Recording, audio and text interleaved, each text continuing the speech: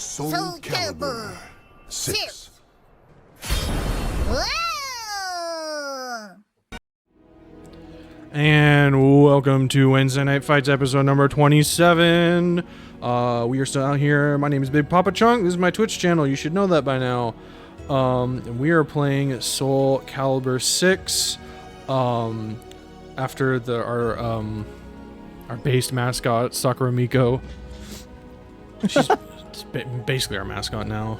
She's the biggest SoulCalibur streamer, so... She is the biggest SoulCalibur streamer of all time, by the way. Not just like, a little bit, by a large margin. Yeah, I mean, like, I have like 2,000 followers here and on my YouTube, and she's at like... Actually, is she over 1 million? Sabin, is Miko over 1 million now? I forget. I'm assuming she is, but... But anyway, yeah, so, yeah, biggest hands down. Unfortunately, we're not here to talk about Sakura Miko, or reverb and hard cuts. We are here to talk about the Matcherino for our SoulCalibur 6. Bracket. Exclamation Matcherino, click the link, use the claim code if you haven't signed in. It's super easy. I'm not even going to talk about it because I talked about it 10,000 times. You should be able to figure it out. Though, if you do click the orange contribute button, you can donate your own custom amount from your wallet if you want to see the pot go higher. Voldo, where's Voldo, has already done it with $10. Thank you so much for that. But yeah, Matcherino, it's honestly pretty self-explanatory. I'm just going to kind of go for... Yeah, she's at 2.4 million now. Okay, yeah. Biggest SoulCalibur streamer, hands down. Well... Do we count Maximilian, and how many does Maximilian have? I think Maximilian has more than 2.4 million. I don't think in terms of viewership on a SoulCalibur specific stream, no, Probably. but overall probably yes. I don't know. Those VTubers are probably bigger than us. Like, I mean, they're bigger, but I mean, Maximilian is big. Let's check. Let's check. We're about to do a dick measuring contest here. Yo, it's time to pocket watch SoulCalibur edition. Let's go. Sakura, Miko. Max has continue. 1.3 I'm million. Okay, Maximilian has 1.3 million on Twitch. Interesting. Okay. 2.4. Yeah, sorry.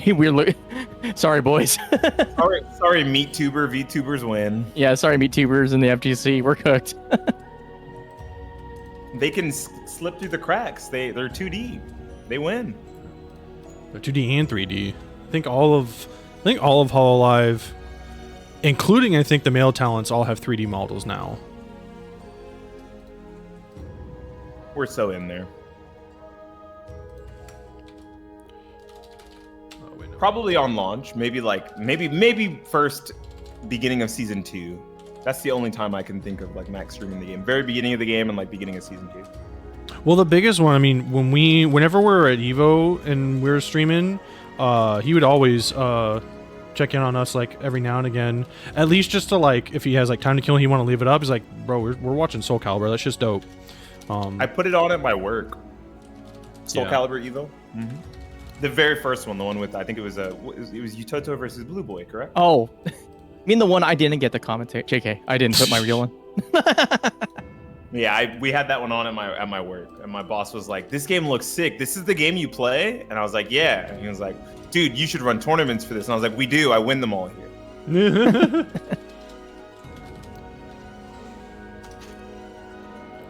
Yeah, it's like, you should run tournaments. Funny you mention that. But funny you mention it. If you would like that, a pot bonus.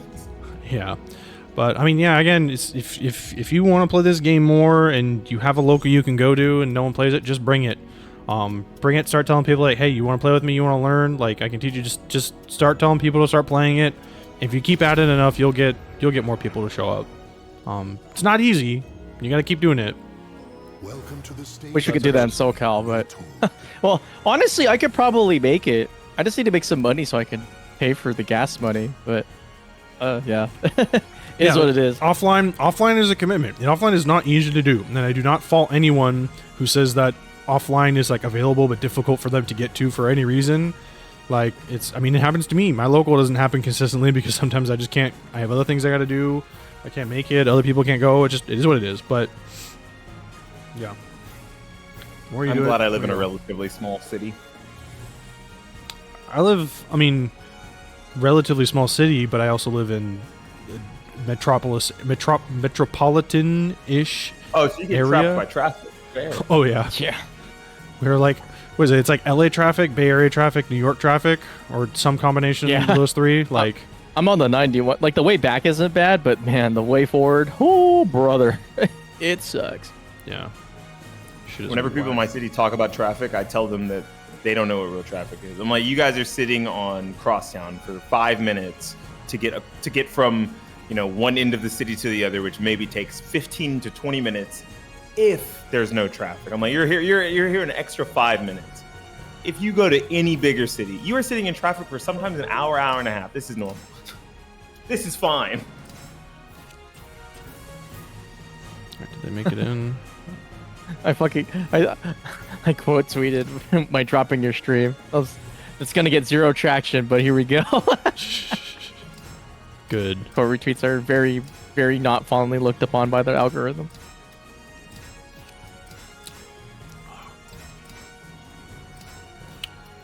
Yeah, the only robot I like is 2B.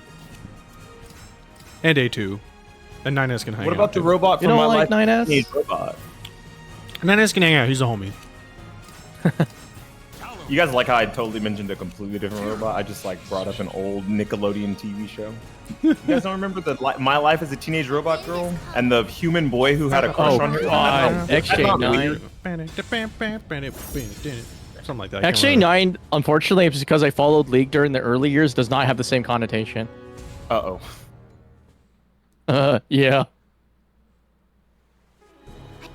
Well, here we are. All Finally right. getting this match at least. Butterfly Joe Wait, versus Butterfly YoRHa. Joe's on Talim now? Oh, okay, they are already ready. Maybe they're both messing with some secondaries, right? Because this is YoRHa's secondary, a character who's Yeah. only reached. YoRHa's like committed to Tira as a secondary, yeah.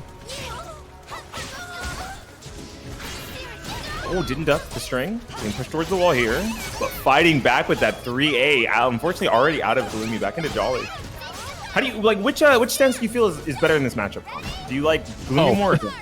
Gloomy's probably better. Yeah, she's got a lot of like evasive sidestep buttons that happen to tech crouch, and something like 3A just like I feel like completely kills that.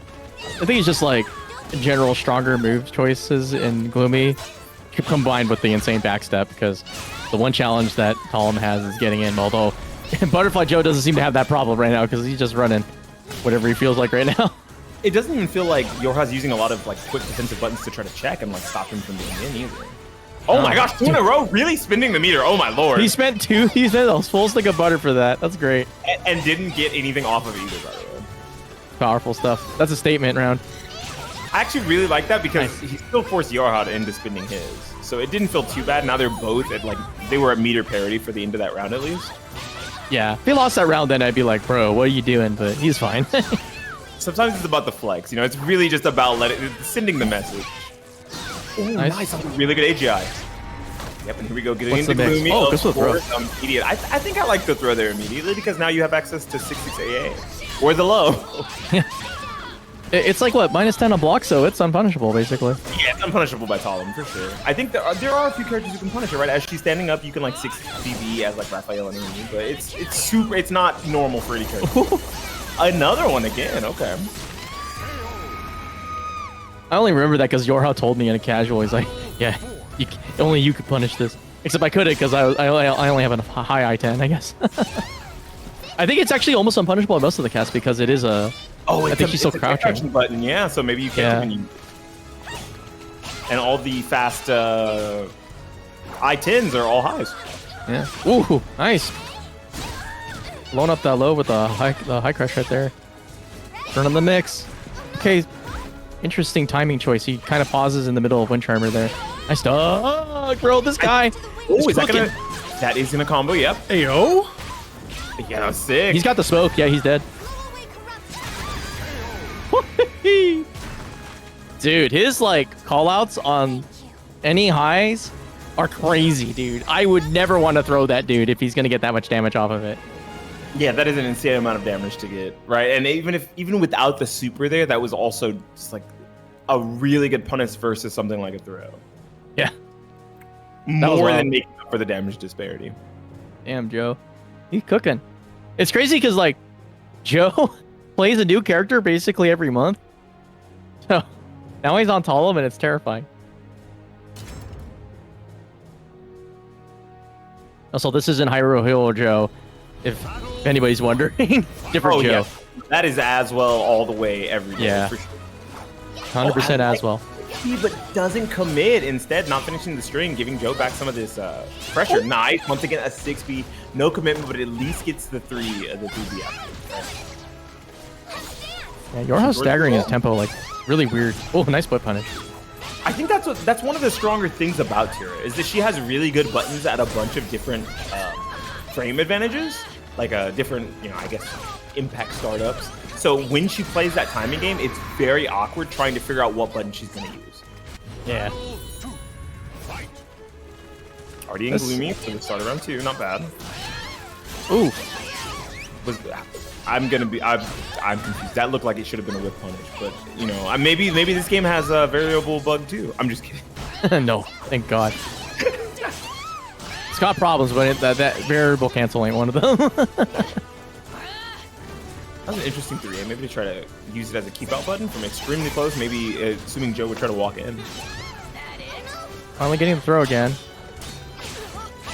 Oh no. Trying to check out at the end there, instead getting pushed back towards the wall. Yep, Joe taking the space. Oh, and trying to check 6A, getting called out, but at least able to use that 6B to close it up. That was terrifying. Joe really looked like he was about to mount a big comeback there. Oh God, he was like basically one mix or timing alteration away. That was kind of crazy. Oh, doesn't want to take the punish, instead just waiting it out, just in case maybe there's some other extension to the string, but 2 lows back to back, the 2 through 6K. It does a lot of empty wind charmer, which I kind of respect. Yeah, I like he's trying to bait out. Yeah, I like because we saw it the last round where using an empty wind charmer actually led to a lot of damage and almost brought the round back. So if he could ever create another one of those situations, now he knows that YoRHa is more likely to come back. So trying to create those whiff punishes out of. Oh, that's a splat. Nice. He wasted a bar. That is so unfortunate. Good stuff for YoRHa. Oh. I think he dropped that there, though. I think he wanted the Shoryuken follow-up. So throw.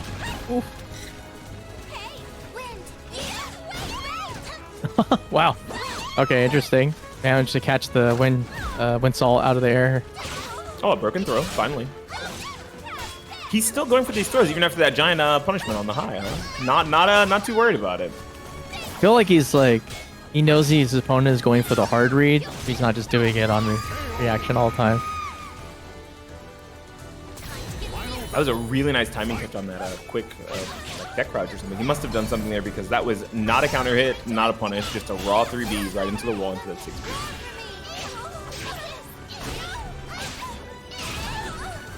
Okay. Ooh, trying to check out with 3B there. That was interesting, but I do like the, what is that, wall rising K or is that a B plus K? I can't remember which move you're talking about, sorry. the spin kick she did from Full Crouch. Oh, from Full Crouch? I forgot the notation for it, but... The Tira, the 2 and 4K? Is that 2 and 4? Okay. Yeah, the spiral arrow. Oh! That was interesting. Just runs into a 6v series. I guess maybe it's preferable. I saw a situation where it actually jumped over a 2A interaction. So, yeah, I guess it's kind of a good way of dealing with Joe trying to just kind of play the small game by preempting an offensive option that allows you to go over probably the most basic defensive tool in the game, which is 2A in general. All right, here he goes. Gets the full spin Reno. Oh, blocking the low, no punish on it, though. I believe that low actually is safe because that was wall standing K or wall rising K, which is I-12. Nice use of 3A there to get around the head bonk auto GI. Where's the punish? Oh, yeah, the big stuff. That's what we're talking about. And gonna have to hold the mix after Butterfly Joe taking that first round with a perfect and has metered in. See if we're gonna get 3B. Yeah, there it is. 0-3B. Well, might as well use it, right? First hit. Again, ducking under that high, full commitment, and Butterfly Joe having these punishes on deck, getting ready with the unbreakable command throw. Not doing it again, at least. Oh, he tried. He tried it. The wind cannon. Would have been cool if we got it, but alas. Ooh. And that's the Can't wall. cancel the wall. Okay.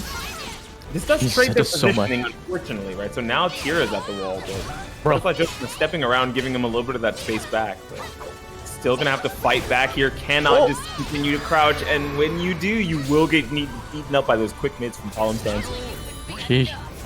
Yeah, when Charmer A started a horrible thing. Can't use any verticals against her. You just kind of have to like guess on the high, and then sometimes you can keep looping. Hard to take your turn back sometimes. Yep, that's the roller killer. That move, okay, that I gotta remember. That's the move that he's been using very well, actually, to duck under some of these highs. But unfortunately, during that last weekend's a little scared of maybe trying to press a button, being so close to the wall. Nice 3B for the whip punishment. Yeah, that's that backstep kicking in there. Oh, if he had just committed, that would have walled. He actually had it there. We'll see. Can he weather the storm? Gonna be in. Nope. Spending K. Calling out the timing of the crouch, right? Because that is a mid. There was no you only get hit by that by ducking. And maybe them sitting in crouch, YoRHa sitting in crouch, made it a telegraph like a 2K from crouch, but the wall standing K instead taking it around. Oh, going for the crab claw. Gets smoked by the throw though. See what the follow up is. Going for the low this time. I knew it. Dang, okay, good call out. Fortunately, Joe had the exact same call out and rolled around on the ground instead of immediately standing up into the mix. That was pretty good for an air hit, yeah. Usually you fall out of stuff, but not with this case. Nice duck, damn. I guess YoRHa was like, look, you're eating these Commentators, but I'm not. So I'm going to go ahead and duck under this. How many loops is he doing? Is he going the dream? Okay, never mind. Just instead uses that as a way to get some free Okazumi on the ground there. I really like that.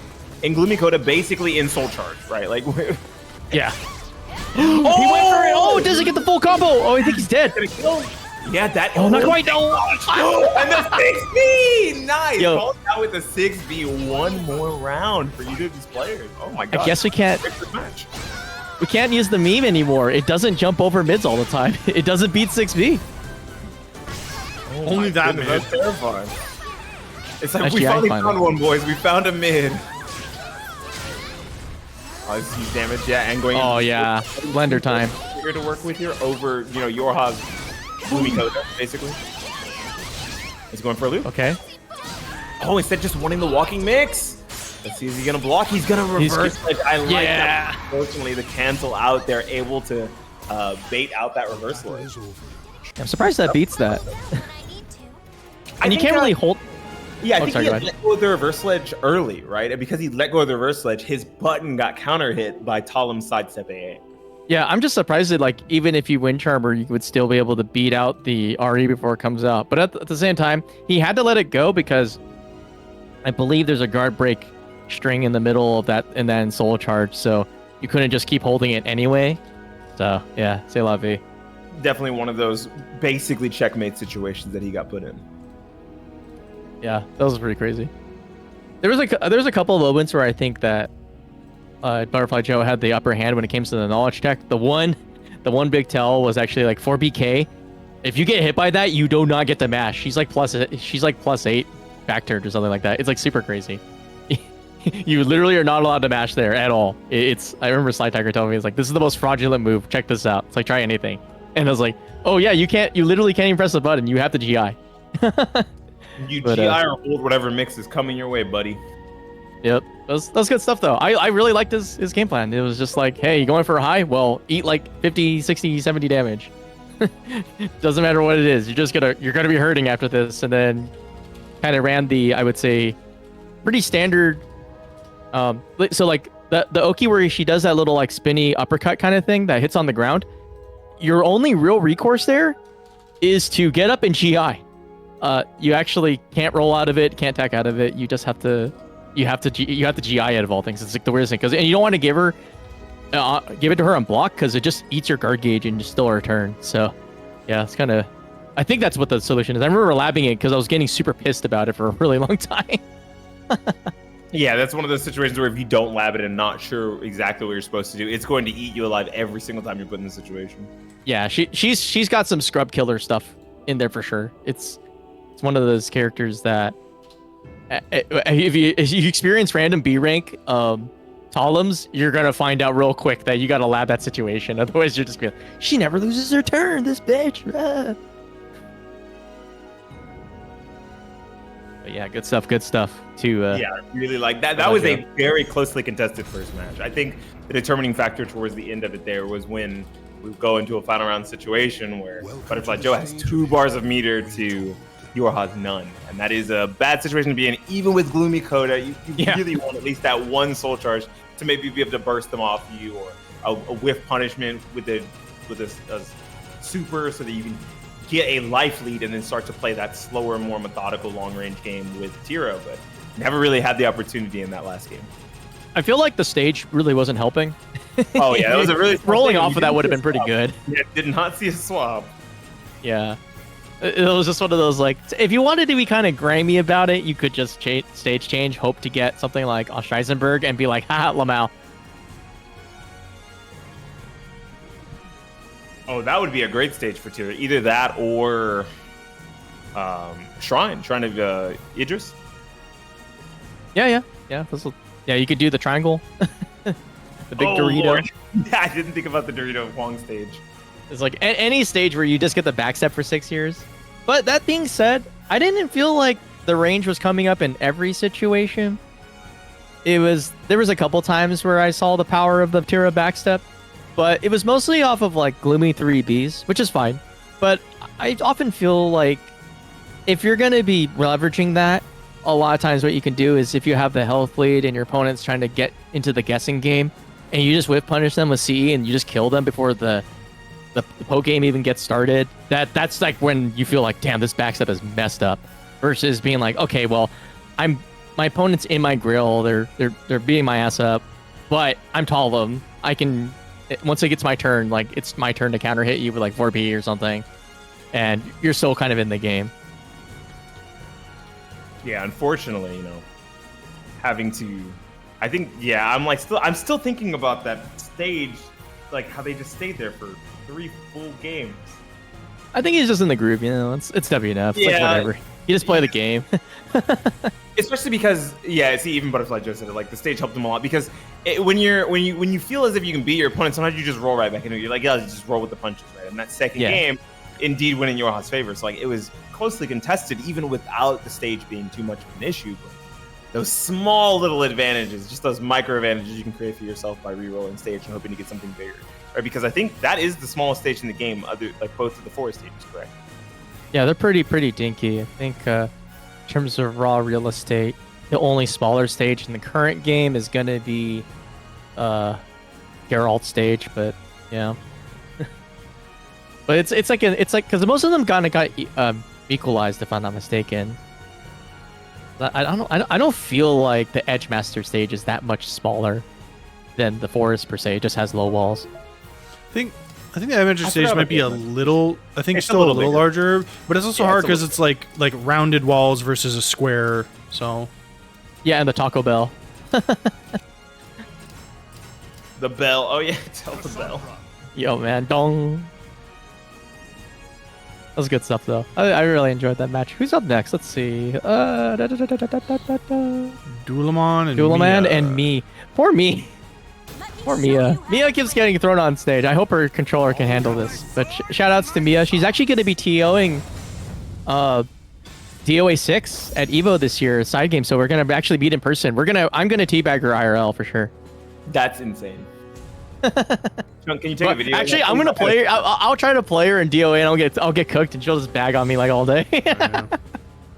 Yeah, I could probably get I need to see this. Thank you. Well, it depends. I also promised to ref like 5 brackets or some shit. But oh shit! I just hope your knees can handle it, Konmai. That's all I hope. Yeah, I know. I'm gonna have to do some squats. Don't lock up down there, buddy. Yeah, these old man legs are gonna crumple underneath the amount of aggressive dips I'm gonna be doing. Teabag. Here it comes. Yes, there it is. Starting the round with it, huh? Yeah, keep it nice and healthy. I like. Damn, that was an extended bag, bro. You gotta be able to vary your timing. She's got the Ramon bags. That's my favorite thing. Like Ramon, he's got like the speed bags, he's got like the slow bags, he's got like the tempo bag. It's like he knows it. He's got the meta down. It's funny. It's like Greeks in their bagging, huh? You know what? Yeah, Zephyr too. Oh, nice crouch under, but no punish, unfortunately. Ooh, great throw. That is gonna take that round. Has a lot of meter more to work with here. I wonder if. Careful, don't break the down button again. Oh, She's no. cooking. Oh, never mind. I think she's dead. Oh, okay, no, that would have been cool as hell. That was so much life. That was crazy. Wait, that was like Yeah, because it was 70%? Oh. In the two interactions, yeah. Between the two launchers, like the GI'd launcher into the grounded one. What is I love this. This is real Sam Show hours, dude.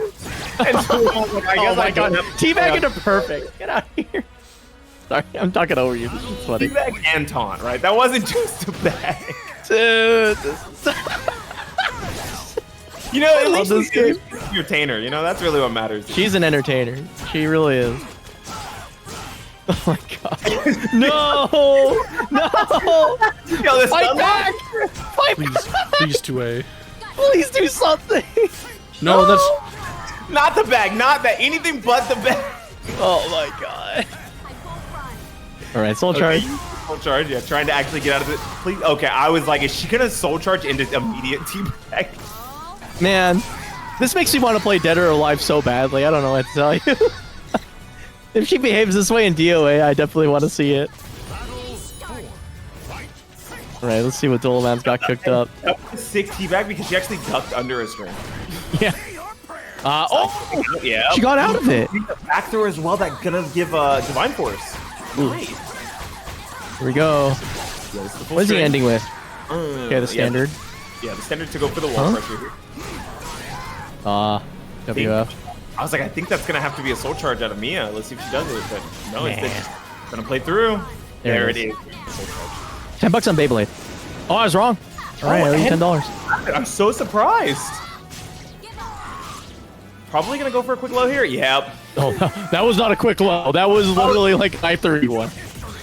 Oh, and you know, instead an actual quick low back from Dulaman. Oh man, that was cool. Shoutouts to Dulaman for having a like 60% combo on deck last game. The permanent bag, bro. Crouch, yeah, just holding crouch. This is my bag. Trying to use, I believe that was BA to get out of BB. Okay, staying ducking, dude. Hit this dude with the mid, bro. Give him the mid business. Eyes multiple times. Oh my god. And the Beyblade did nothing. The Beyblade was actually really bad after the bag. All right, here it comes. 5B. Okay, backstepping away from the throw. Good stuff. All right, Beyblade in. Catching a step. Uh-oh. But Goodbye. Trying to bait out like GIs or take plus frames, but Dulaman stepped almost every situation where she's gone for an A+B. I hope she starts to notice before it's too late. There is, you know, hopefully multiple rounds still in her. Zoning throw the 6B because of the bag delay. I feel nothing but pain for Mia right now. Okay, not another throw. All right, A+, you finally got a mid there for the crouching tiger. What's your punish? Nice, good stuff. Okay, got Once something again, up there. That's the third time in a row that he's tried to step out, and she's actually been able to catch it these few times. Nice. Oh, she has flash chick ready too. Go for A+B, do it. No, oh, you should went for the guaranteed kill. All right, whatever. Still 2A+B, just fighting her way out. Still has 2 bars of meter here, but does have to potentially work with a guard crush that could come out of Dulaman. Oh, correction. She didn't have DF, so she couldn't do the guaranteed explosion. My bad. All right. There's no divide plus on deck. True. All right, you have a stick of butter and you're teabagging in neutral. All right, see what you got here. Oh, jeez. And getting 6B for it, yeah. All right, Beyblade. Yeah, okay, I was right this time, finally. Oh, no. Using that A+B and just getting it immediately stepped. Dulaman is so ready for those A+Bs after Beyblade almost every time, right? Like, it's been so frequent. Let's see if she does it again. Instead, this time going for the throw, and that is the command flip that leads to a combo. Nice. Good stuff. Hwang to use another mid. She does have You know what I Divine want? Force. yeah. Oh, she's dead. Yeah. I was going to say, what I wanted to do is, okay, Dulaman's ducking, right? You run up, you craunch, and you flash kick him lethal hit. Oh, that's kind of genius. Because she has red guard gauge, right? Just go for it. I would have lost my mind. It would have been the coolest thing on the planet. But alas, it was not. And I only say that because you know, she likes to crouch, right? Guess what move comes out of crowd? Yeah, it's already down there. May as well make the most of the situation you're putting yourself in, you know? That would also be the craziest, what's what I'm looking for here? The craziest conditioning tool I've ever seen. Yeah, that would have been like I was thinking about the setup. I'm like, wait a second, this is like super genius. If she pulls this off, that would have been the coolest shit of all time. But alas, was not meant to be. But it was cool. I enjoyed it. But you know, shout outs to Dulaman for being Captain Opportunity. He just literally was like, hey, let's see. There's a lot of teabags. Let me just kill her. I think we should make a drinking game the next time Mia's on stream. I don't even drink, but I think it's like take a shot every time she finishes a full Dude, teabag. you would die instantly. Like, you would be just dead. I didn't say this game had any victors, okay? That's not what I said. That's true. I never said there was a way to win. Me, like, immediately getting on Discord, be like, hey, Jay, I need you to come in. Why? Beanie Thuggish, a.k.a. Ryan Hart, is dead. This is why I wear a beanie. I don't know. I feel like it's been like 4 or 5 times that I've been compared to Ryan Hart because like when I don't wear my beanie because my hair is so wild. And I'm like, guys, I'm like 30 years younger than him. Maybe 20 years younger than him. The beanie helps repel the soft racism. Right. That's what I'm saying. It's got to be. To be fair, look. We're both like tall, handsome, dark-skinned black men with facial hair. It's like fine. At least I'm not being compared to someone ugly. Yeah, like I said, like soft, like not intentional, no offense meant, but still. Like I could get you confused with like another like heavy set, 6'5" white guy. Like it could happen, Like, I bet if I went to, and this is not an insult, if I went to like a Magic the Gathering tournament, no, don't do it. I would just look like 28 people there, right? Hey, that's Manfield. No, that's Corey Baumeister. Who's this? All right, who's up next? SouzouLion and where's Voldo? Oh, dude, I played Where's Voldo's Hwang literally yesterday, just randomly on ranked. One, I thought he was like a new player, but two, it's like so much better than I remember it being. Like this guy plays actual good small game. But he's playing against SoulCalibur, so ironically, he's going to have to probably deal with the dude that was really ready to disrespect him at every turn.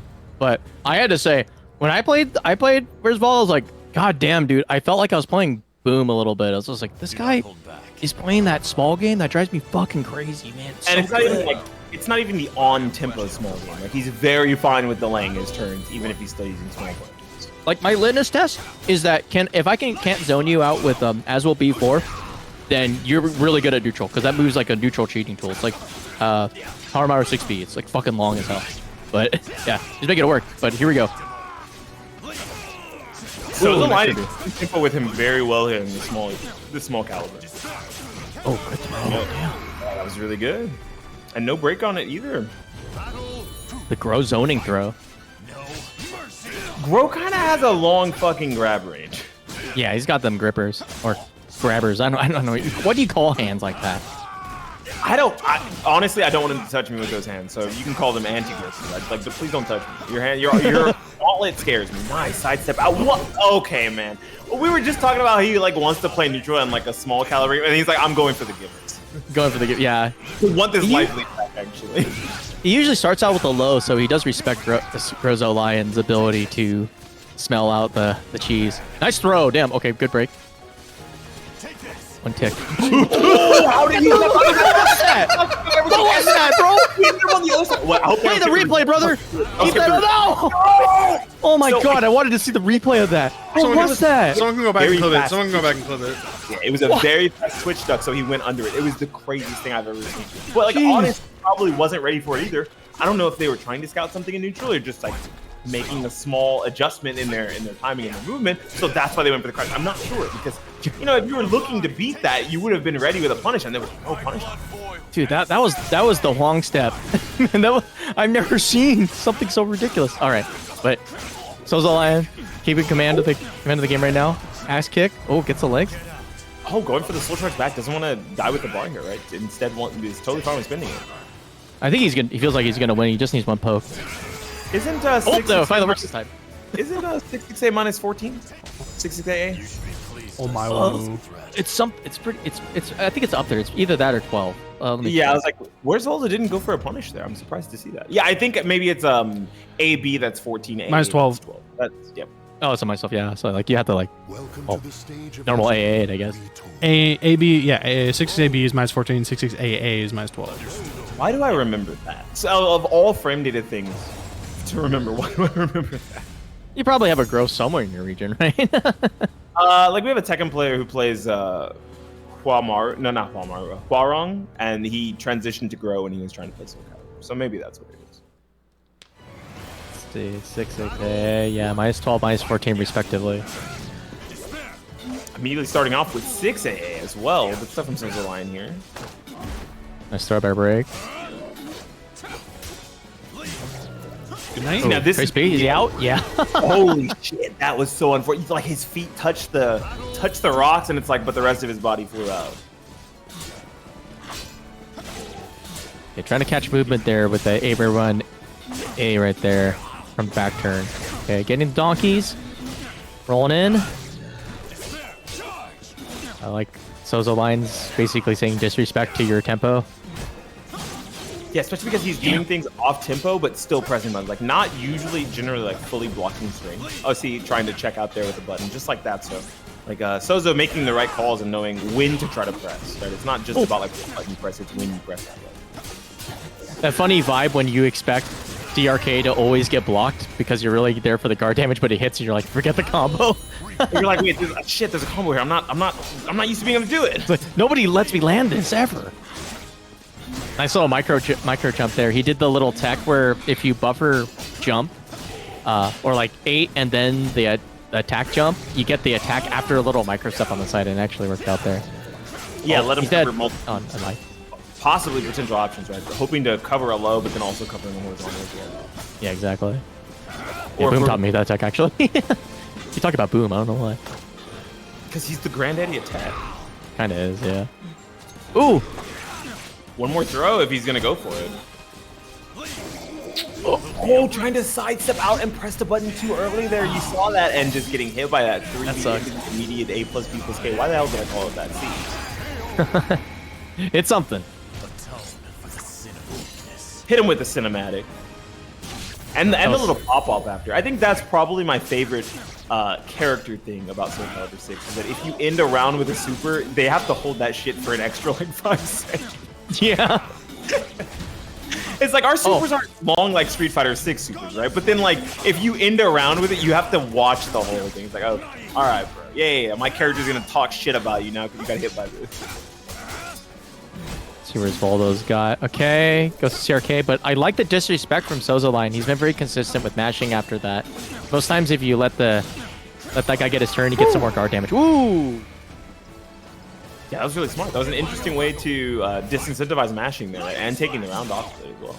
It definitely makes sense because almost every time he's been getting back turn, SouzouLion's like, he's I'm under gonna 3B right now.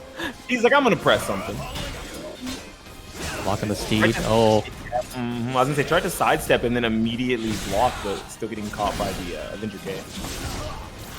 There's a bit follow up. Yeah, stinky elbows. Play through 1 bar. They both have 1 left now. But where's Voldo does have center stage. He has way more of the ring to work with here and doesn't have a potentially bleeding guard gauge. Oh, gets the side Does throw have- and it's back. Yep, a lot of damage. Oh, no, once again, not taking his punch. I guess a 2A there is not what you're looking for, so you probably just take the frame advantage. Yeah. I guess so. Hey, that is a Hori. Is that a Hori mid or a Hori low? Oh, that's a low. Oh my god. Thank God it's a low. If that was a mid, I'd be so upset. Yeah, like, at least you can jump hitters. You never up it. It's pretty low to the ground. Okay, Avenger starts. Nice 3B to disrespect there. Again, What's he gonna do after this? 12. Voldo just doesn't have a good minus 12 to really be able to deal with 6 AA. I'm surprised. No, he only has 2A. 4, right? Because like, there it is. I mentioned that he's doing it again because I feel like it's such a strong evasive option versus some of the things that where's Voldo is choosing to do, and there's not really a lot of punishment you're gonna take. Nice throw. Yep. He blocked the bid. Oh, he GI'd randomly. Oh man. That was a weird timing call out right there, but whatever, he'll take it. Oh, he was going for the hot meta there. I respected that, but 3B coming in. Mix up time. Oh, 2A. I like it. Respectable. Good choice. Boom. Nice. Taking the full damage here and push towards the wall. Let's some more guard damage there too. Digging it, digging it, digging it. Oh, just out of range, bro. Whoa.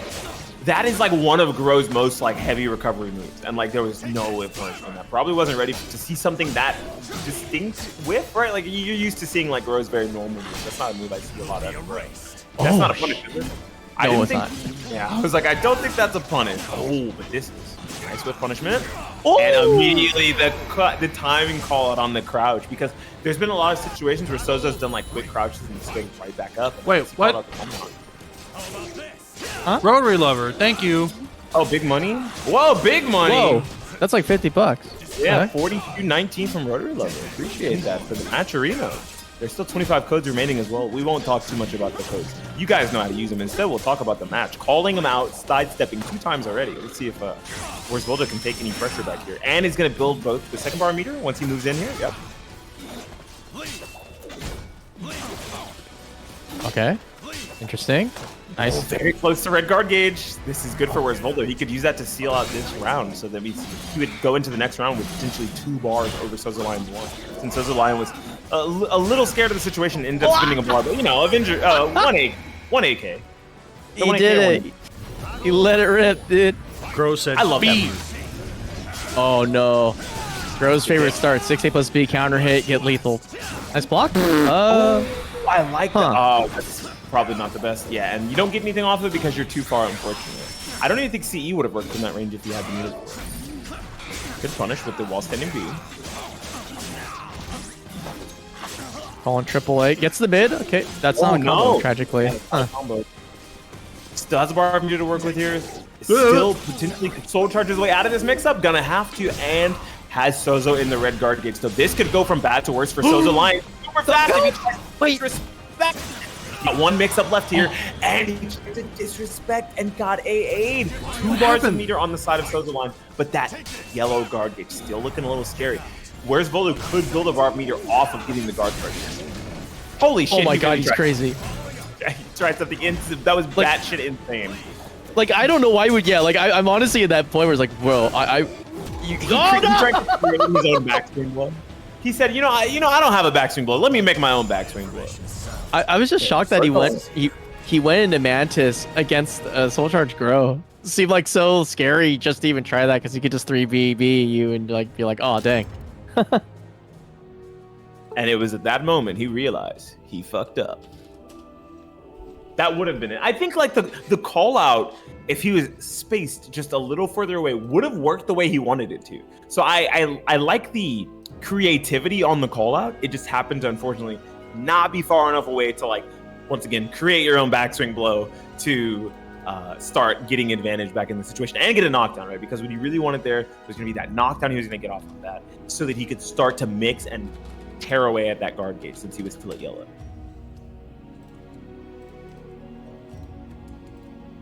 They teleport Voldo's Mantis crawl transaction hits Grøh out of the teleport.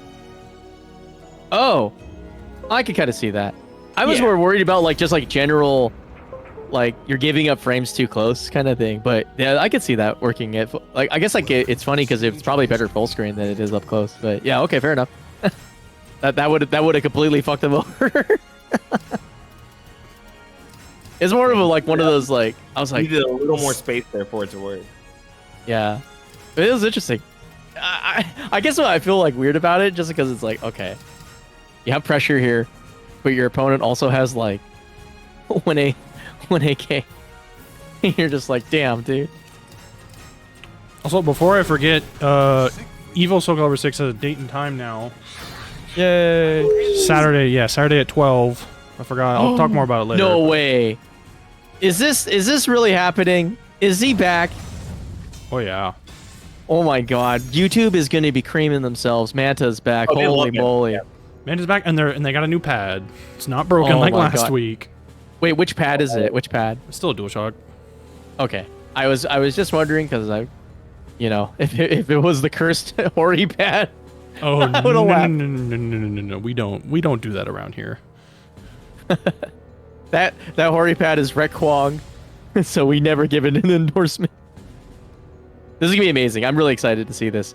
The old man versus the son of Rip City Outlaw, or actually, what the child of Rip City Outlaw. There we go. The child. Yeah, me completely fucking up the pronouns right now.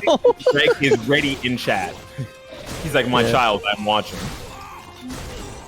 All right, here we go. Manta is no tough cookie to crack though. Manta is, I think of Souzo and Manta very similarly, where they can play off tempo and really don't mind disrespecting, but are also tools. Like they're very comfortable with the toolkit of their characters. Like I thought you just called them tools.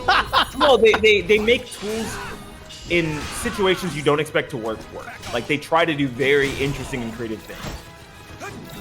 No, I'm not gonna call it. Oh my god, he's still there. He still got those. Yeah, the new pad is actually a buff.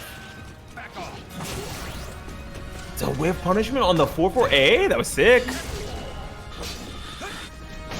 Good block, but unfortunately not the wall standing K. Somehow ends up with a standing K instead of getting a wall resin K. That was interesting. This is I don't explain this. This is the Manta train. We haven't seen it in a long time, so if you don't remember how it feels like you don't get a turn. And right now, Juice is just like, god dang, dude, this is whack. Okay, it finally gets an AJ for their name. Bah. Oh yeah, the dream. Oh, it's gonna be a ring out. Stuff from Juice. All right. And then flexing with the AJs. 4A or the 3A4. My bad. The thing about you have to be careful about Manta is that if you can't find a way to get your turn back, guard gauge does become an issue in the longer set. But then again, you are playing Siegfried. Sometimes you could just bully your opponent around in mid range. Oh! Speaking of bullying the opponent around in mid range, that A slide beat. Oh, goodbye. Never mind. No, yeah, air controlling away, but when you air control away back into stage, instead of air controlling away because you got run out, you have to eat a CG. Well, it's a natural combo. It actually works no matter what. It's just an ugly looking combo. Okay. Wait, so even if they air control away, it still works? Yeah, it's guaranteed. This is a fucked up character. Ugly ass combo. Yeah, no, it's literally... I literally called the ugly combo because it just looks ugly. It doesn't look cool. Welcome to the stage of history. You know what I didn't see during that set? A single motion input.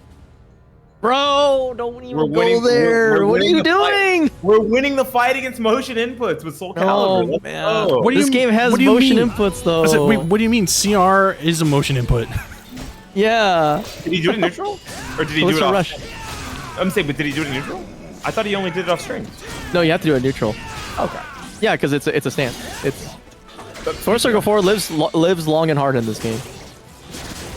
Actually, this game has more like in common with Lord Lewis. Anyway, I was gonna say Soul Attack. All of the Greeks, both the Greeks. No, every character. I think every character in the game. I was I think you might have to use it. I didn't think that Manta had a low on deck for that spot, and I think Juice walking up, taking the space, and then using the 6A plus B was really smart. Bro, he almost whip punished AGA with elbow. He's crazy. If it would work. We dreamed impossible dreams here. Oh wow. Pull out. Yep, unfortunate. It's kind of funny that 2BB goes that far that you actually can't whip punish it. Okay. Yo, what? Okay, I gotta pay attention to what Juice is doing, because Juice is turning this into a bloodbath. Yeah, I'm seeing a lot more like side steps and just sidestep crouch for like the wall rising beat, and it's worked out a few times. I don't know why they tried to go for 6B multiple times. Probably just trying to catch a counter hit fish with that 6B. Oh, I don't think you wanted that. They wanted that. I think that might have been an A slide B attempt, a sidestep A slide B. So what the fish is? All the shard gates. I like that. There it is. Yeah, that was a grip. Holy shit, that was a chunk. Oh, so good. Soki's solid. Okay. I don't think this kills, but I think you get... Not low enough yet, but you will be in a one mix-up situation. Probably low enough that you just have to hold the one touch mix-up. It's pretty far. Look at the mid. Oh! And the mid of choice happens to be the one that you are not jumping over no matter what you think you got going on. Did they go for 4-4K there? Drop kick? Man. I couldn't tell. It was a jump. It could have been a drop kick to beat a That would have been sauce. Either that or it's 4-4-B. It's a 4-4 something because they were really, really high. Oh, nice catching there. Yeah, I like the delay because there's been so many attempts from Juice to like do small side steps into a crouch to do probably the wall standing B, and calling it out immediately, just going for the approach B. Oh my god! Nice bubble. That was an interesting range for the stance too, right? I don't know if Manta was trying to space himself outside of the range of it, or if he was trying to threaten something and Juice just called it out. I think Juice did an excellent call out there by just running up and chasing it down, and then going for bubble just to stop any transition in neutral. Also, random stage is truly random, boys. Hey, if random doesn't give you the same stage twice, then I mean you're not really a Calibur player, are you? Yeah, no, you're not. It has to happen, Duck, bro. Oh my gosh, and ducking into the mid there too. Already at half life. Oh my gosh. Yeah, man, high flight 3 confirmed. Once again, these small side steps that are Juice into immediate buttons, and Manta is calling them all out. That's it. It's gonna kill. Motion input. True.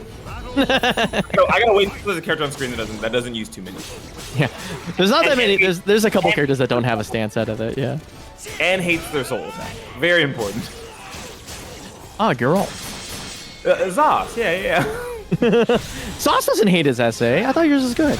Like, it's pretty good. Like, but would you take the splat off that, or would you rather take the guaranteed curse plus ones? Fair enough. Okay, almost has a perfect here. Oh, wow. And does get it once again. That was 3 crouches in a row from Juice, and Manta got all 3 of them out. Trying to think of what low Manta's been doing recently to warrant the ducking at that level, but I'll have to probably pay attention more. Just trying to deal with like big advancing highs and like mids as he's coming in, like vertical as he's coming in. So Juice is trying to call out both of those 2 options, not really more so the low. Like really worried about the high mid. Lots of layers here from Manta's offense. All right, here we go. Fishing for the counter hit. I can smell it. I can taste it from my... Oh, there it is. Right at the end. Didn't even need it to kill to close it out. Manta, the real showmanship. That was nice.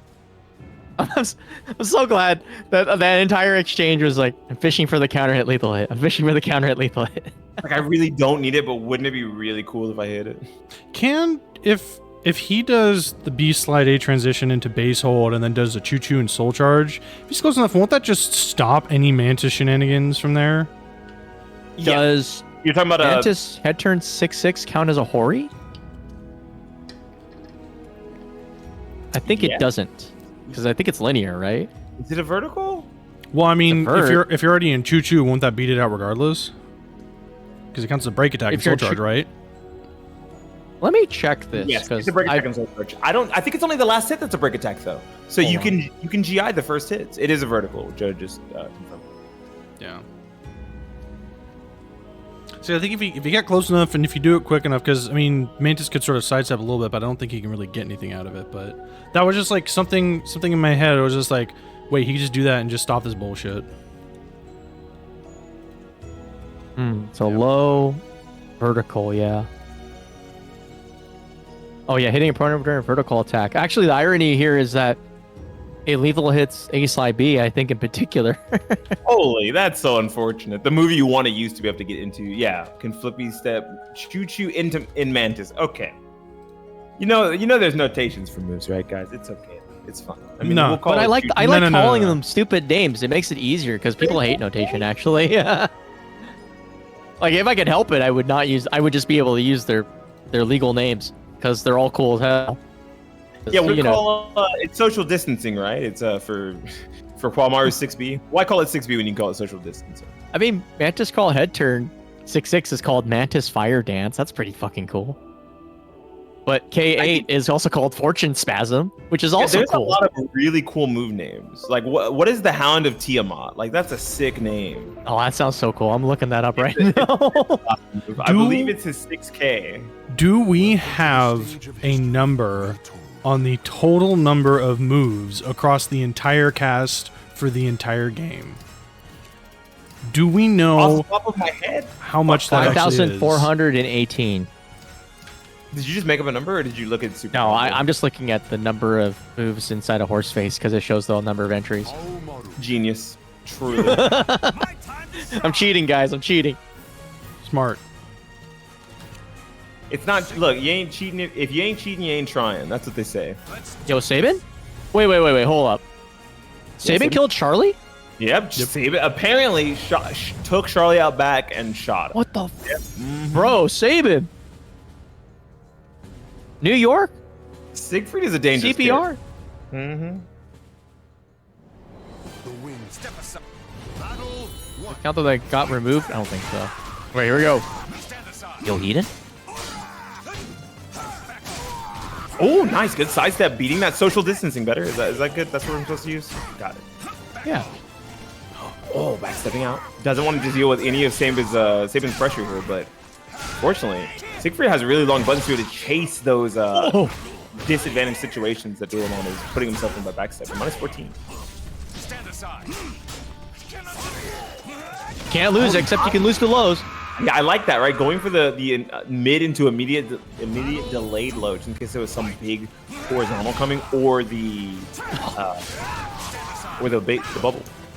That was a whip punish and a half, bro. Flapjack? Okay. Yep.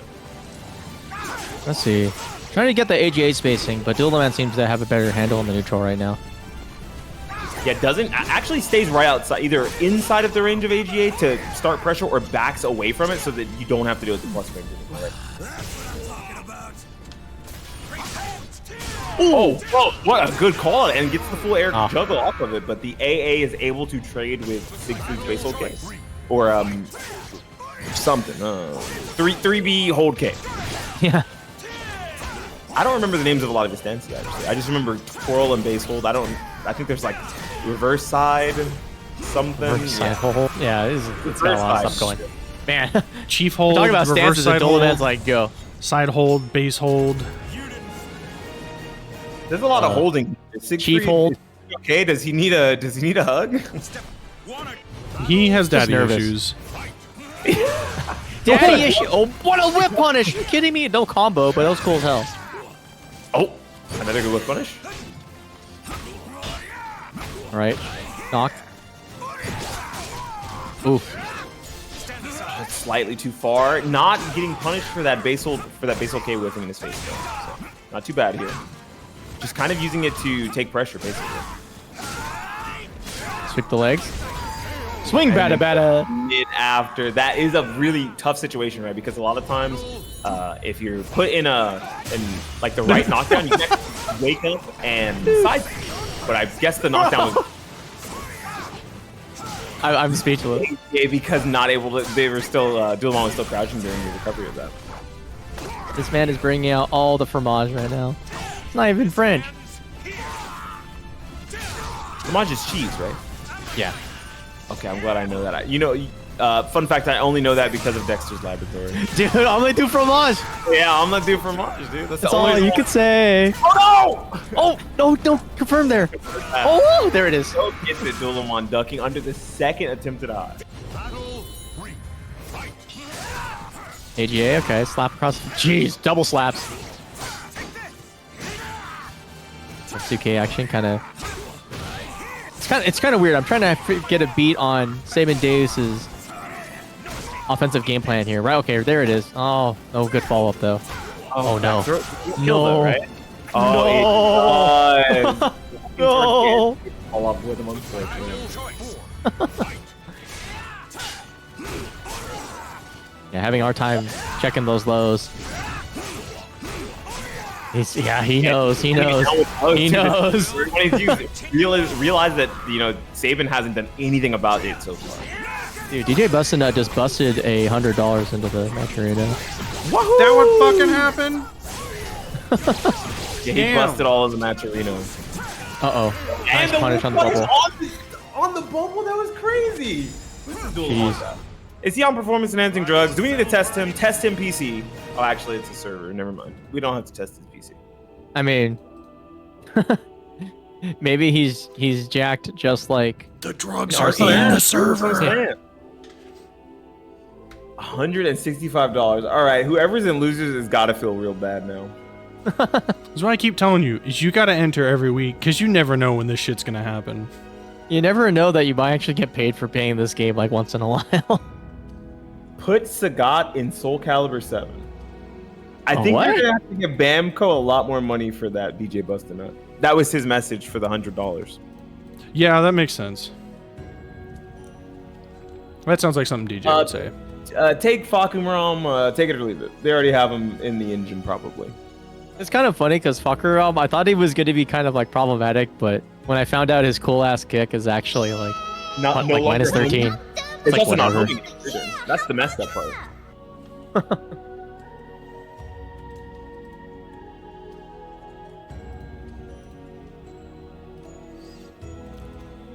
Yeah. That's true. Yeah, it used to be homing. What a time. I don't know. I've actually been hearing my friends saying like they kind of like him. That's a wild statement. It's true. Also, random shout out to Bite Ape. I think this is the closest thing we're gonna get to a major with this game at this point. So if you're on the fence, please go to it. It's gonna be really good. And of course, UMAD Ultimate Montreal Air Dashers up in Montreal.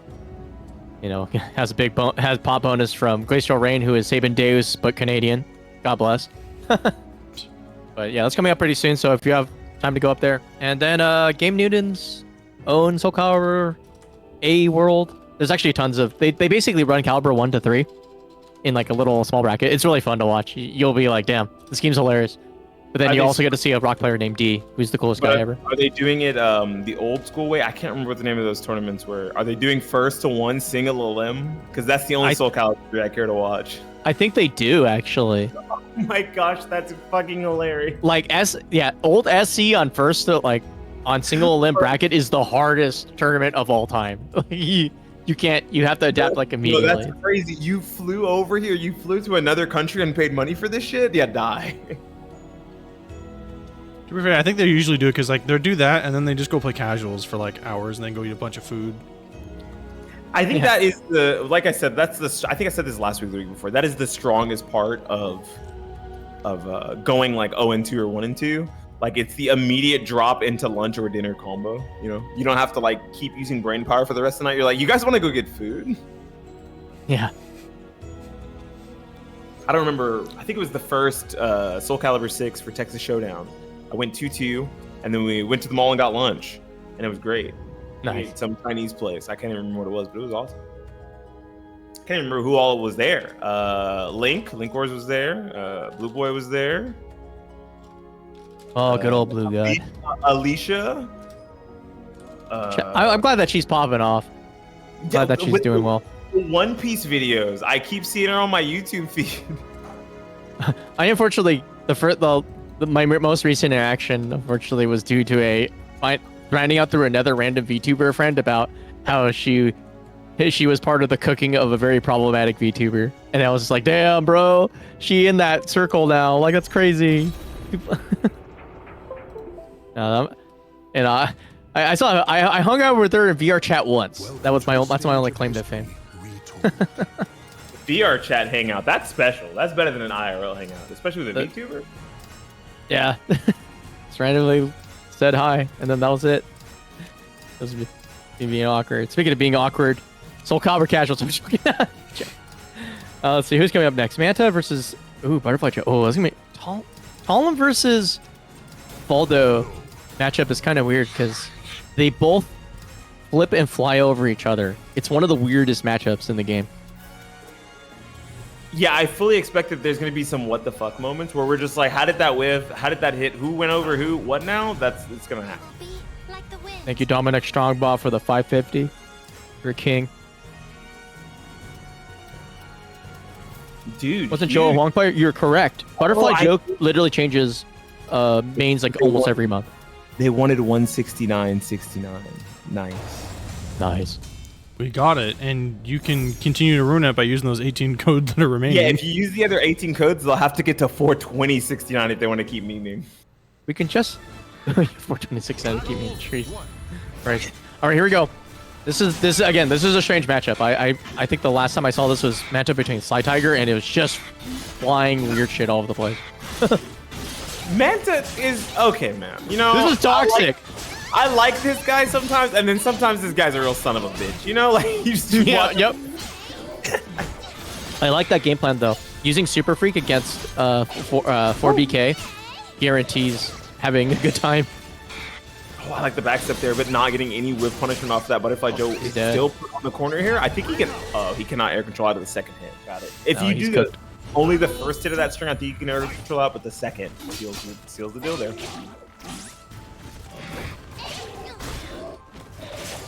I think it's weird because Manta, I guess in some ways is probably the best set play version of Voldo, I think on the planet. So if you're watching this and you're a Voldo player, it's the rhythm that he plays when he's like on autopilot is probably the best in the world. I don't think there's anybody else who can really run it like he does. Yeah, and let's see if he can run some really solid set play here because he's super down in life. Butterfly Joe got an extremely fast lead early in this round, and now we gotta see if somehow Manta can steal this. Okay, yeah. He tried. Hey, he had so much. I would have taken my turn there. Yeah, his tempo was so great there that he thought, you know what, there's no way my opponent's not gonna finally try to swing into my minus frame. But Butterfly Joe keeping it, stoic and playing like a statue. That was really good. Interesting. Going for the guard damage there. Oh, whoa! Speaking of flying around. Okay, the 2-2 getting the air hit. Alright, go ahead. Sorry, I interrupted you like a jackass. Oh no, I was just saying that is one of those moments, right, where you're going to see these characters create weird situations on screen where someone flies over or under the other with big advancing lows or a jumping mid that goes half screen, smiley face. I like one thing about Manta's game plan is the use of 9K just to create a weird hitbox on the ground, because then he still has mobility because he's able to do the forward roll where he goes like 6 million miles away. Yeah, so it puts you in one of those situations where you have to try to chase him even if you're winning, just because you don't want to let him create space to start his more heavy party offense in this situation. I wonder if 4-4 Best or whatever that move that does pick up is effective against that though. Oh, nice, goes for the applause. Interesting ender though. With the Lady Gaga? Yeah.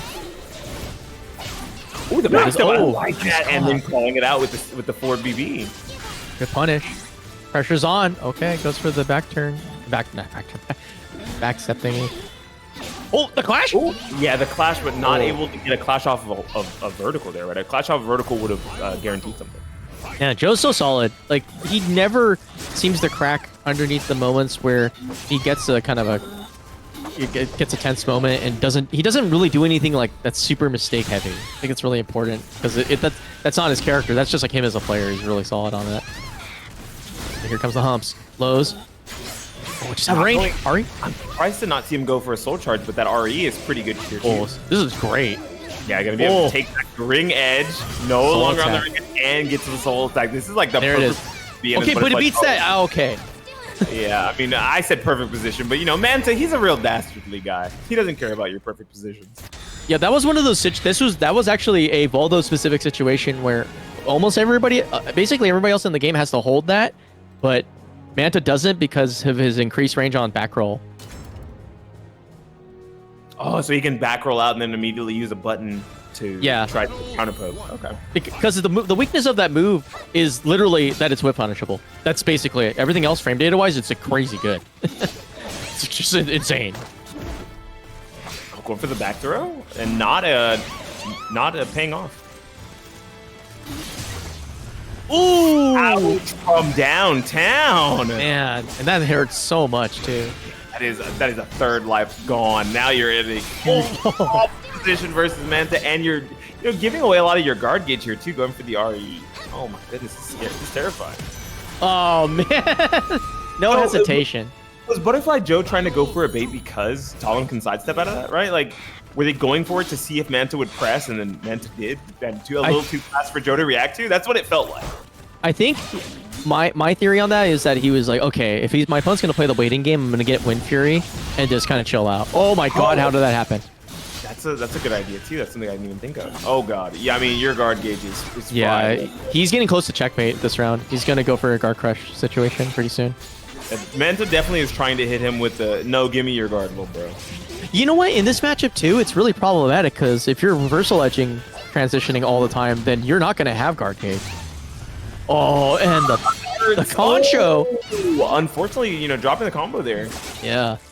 Oh, he's got to seal the deal, and he has a checkmate for next round, possibly with a little bit extra guard gauge.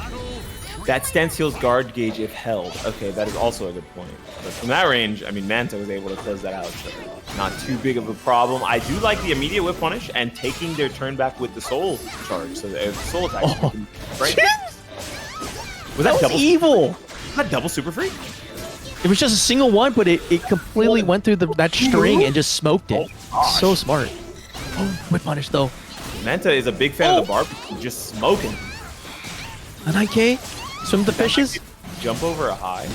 Oh no. I think he might be in a bad position here. It has the guard gauge back, right? So it doesn't have to worry about immediately dying right now. But... Okay, well, I take it back. The head turn mix-up was too strong there. He's just worried about getting 6-6'd again. Or firewalked or whatever it was. That was really cool though. I do like, yeah, like just controlling the pace of the match so well. Not really allowing a lot of time for Joe to be able to create big offense. There was a few times where, you know, he got the lead early, and because Joe got the lead early, Manta had to try to mount comebacks. But anytime Manta created a lead, it felt insurmountable. That was really strong play, holding leads, holding stage positioning, and forcing him to play awkward in situations for 2 whole rounds on a guard crush, right? Like, their guard was red for 2 whole rounds, and Manta played that up as much as he could, force out bad reactions and make him think he's going for guard crush when he's not, just to get additional damage. I really like the mind games there. I swear I could block Voldo jump A. Yeah, backdoor jump A is a weird one, right? He has like weird situations where he'll get into it and then be like, oh, you just get hit by it. It's magnetic in a way. I know how you feel, man. I've been there.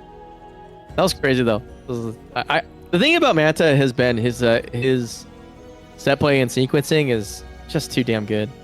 It defines his playstyle in a way that like almost every Voldo kind of looks up to that and says like, yeah, I want to run it like that. And then because I think what's insane about it is that the level of defensive play that comes from the top level of this game is so good that it makes that offense look bad, which is crazy.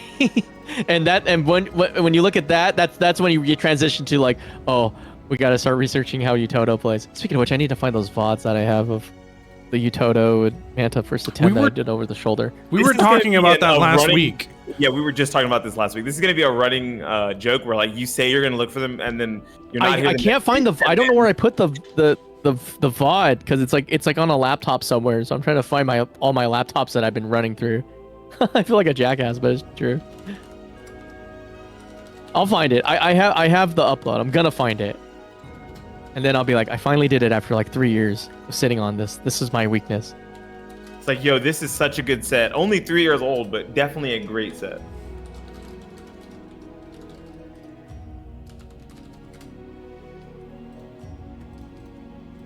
You guys apologize about overkill. I honestly want to just see the coolest overkill setups everyone has. Like, don't apologize. Show me your sickest overkill.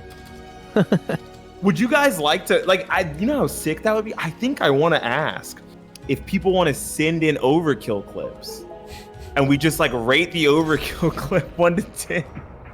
Blue God would win those if he could get back on the old version of the game. Will it overkill? Yeah, will it overkill? And it's just like, you know, scale of 1 to 10, how beast was this overkill? Remember when Voldo could overkill himself? Can't Yoshi? Or not anymore? I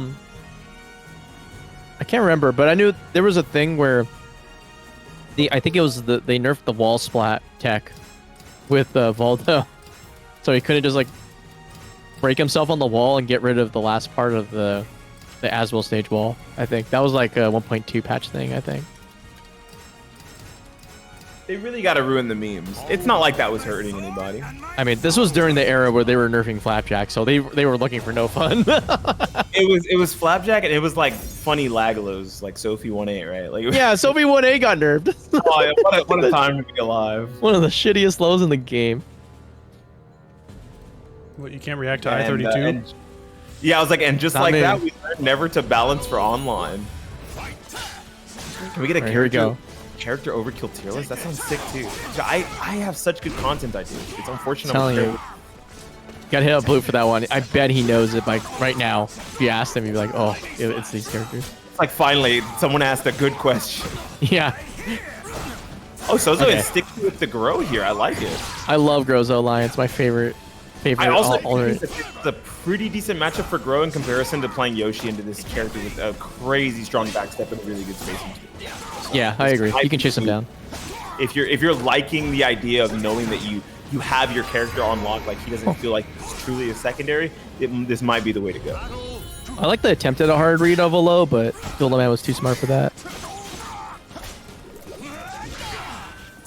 Oh, getting the plus frames. Oh, and the counter hit there, just going for the quick check on the 6K. Yeah, it's just attacking them legs, huh? Backstep is such a pain in the ass, even for Grøh. Right, but he does have the 668 to chase down, right? Because the first hit of 668 is safe, and same with the first hit of 66B. I'm surprised to there. Okay, well. Oof, but if you whip it, you die.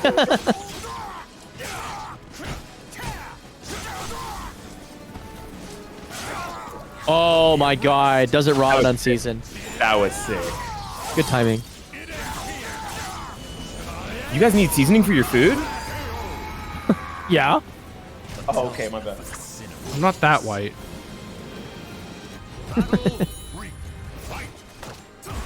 Nice throw, better break. Oh, trying to go for the 3A. Not getting it. Oh but no. with the break, this is a huge amount of damage he's gonna take and push towards the ring edge here.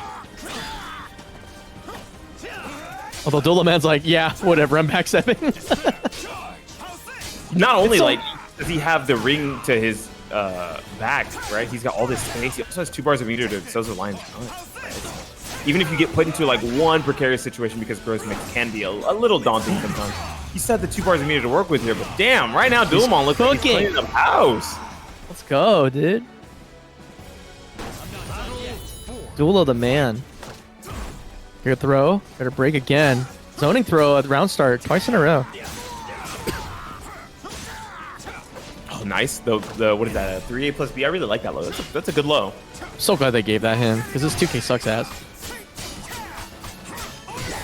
Is he finishing it all on block? Okay. Well, I mean, at least it's a block. It's a break attack for the last hit, right? There's no reason not to finish it. Yeah. See, there we go. Finally using that just the first hit of 668.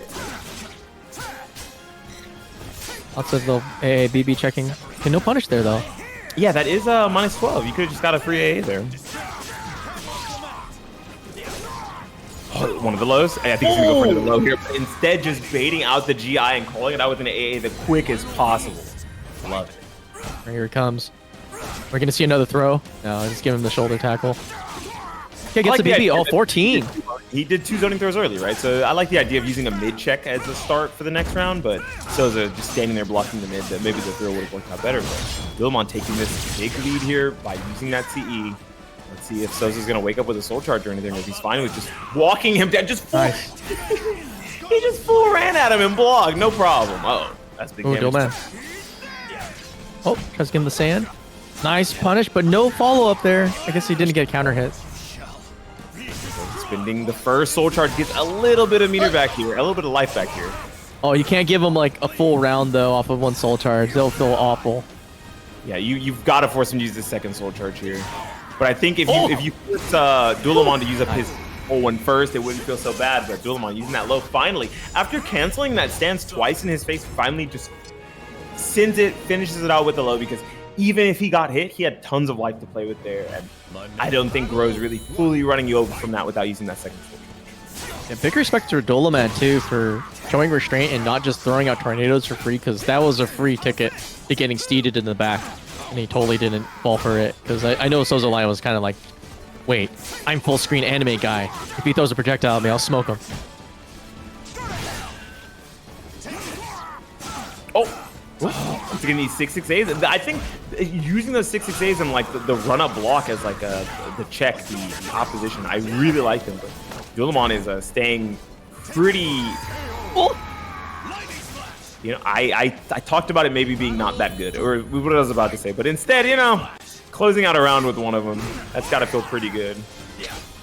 I love the attempt at lightning slash at round start as a statement, but it didn't work. Makes me sad. I think it must have been because Dulaman's been going for these fast approaches on round start, right? Like using the zoning throws and using the 6-6K. It goes for the mid option there. It's the low good block. Great soul charge to get out of the Avenger pressure. It's about saves himself below guard gauge. Oh, good spacing, showing some weird stagger approaches. Getting hit by the lightning on the back end of the earthquake. That's a big circle. Oh, what's his punish? Okay, good 6 BB. Oh, good time. I love that waiting out the GI there. Now Dulaman feels like he's on the back foot, actually using a 2A to swing back there twice. One poke is gonna do it. Anyone? I'm thinking 3A plus B. You think so? I was about to say 6B or 6-6B. But that was kind of hot. He hit Haohmaru with 6B. That's a statement. And right outside of a range where Haohmaru is going to play at his best, right? Like he was inside of Grøh's like pretty good range. But not able to punish it because of the there we go, 6BB again. Trying to move, getting run countered. Okay, he's doing it. Warriors focus time. Dulaman does not care that the low's been blocked 2 times in a row. He just did it again. He was like, yeah, I don't care, man.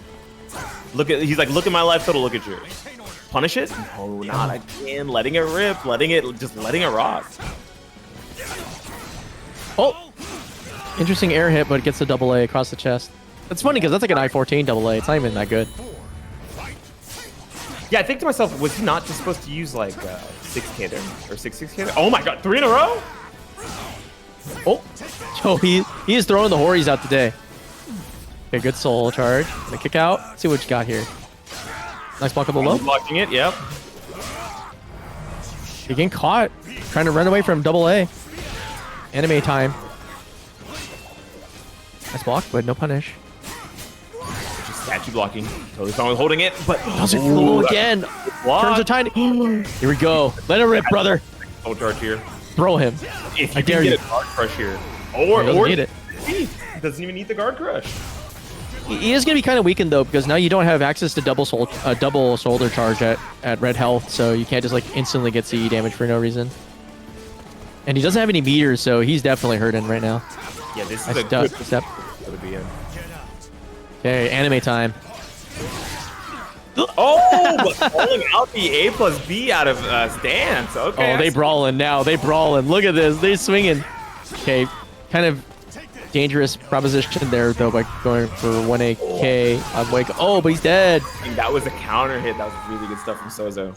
This is a long set. It's just 1-1.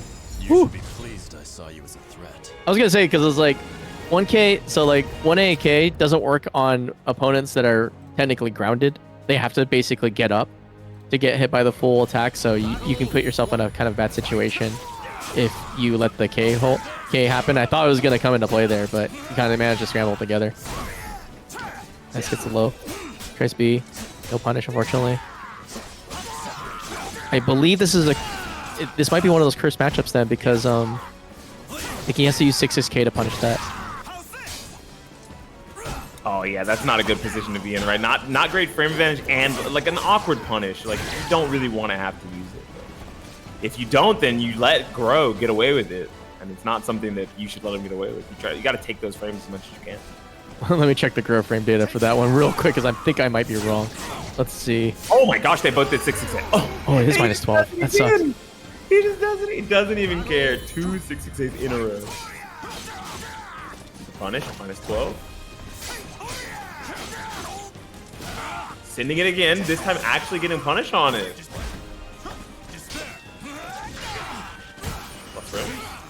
The punch, yep, again. Oh, he's just letting it rock. I think you've got to try to do something defensive here, but instead checking out with that BB, not allowing him to continue to press user free here. No sidestep. Dulaman is working on that guard gauge more than anything and already has 1 round up here. It would be awful to watch your guard gauge get stripped and lose the round, letting Dulaman go up 2 rounds. This is an awful situation. So he's forced to soul charge. I would have done it too. I don't think you can. This motherfucker! Oh, brother, he just cooked him. He just took him on the griddle. Red guard gauge too. Oh my god. Well, you can't really do anything there except for the 60k. Yeah, it's one of the rare moves in the game where it does guard damage on hit. It's such a weird one. I think it is. I might be wrong. Maybe. Hold on. I'll have to double check that later. All right, here we go. I'm trying to check out there, but Souzo backstepping. Oh, Souzo is actually just taking safe positioning. I'm so surprised to see that. Normally, you know, he'd be a lot more rushdown oriented here. Maybe press a lot of buttons here and continue moving forward to get some of that guard gauge back. But right now, was content with just taking center stage. He's got so much. Oh, he's out. Goodbye. Donk. That is going to be it. Dulaman is going to take it over SouzouLion and Winner's City, moving himself on to Winner's Finals. That was sick as shit. Oh, you're right. Yeah, he's got that weird soul attack where he does guard damage on hit. Not soul attack. C that does it. It's so bizarre. It's like one of the rare ones. What's the notation for this bad boy?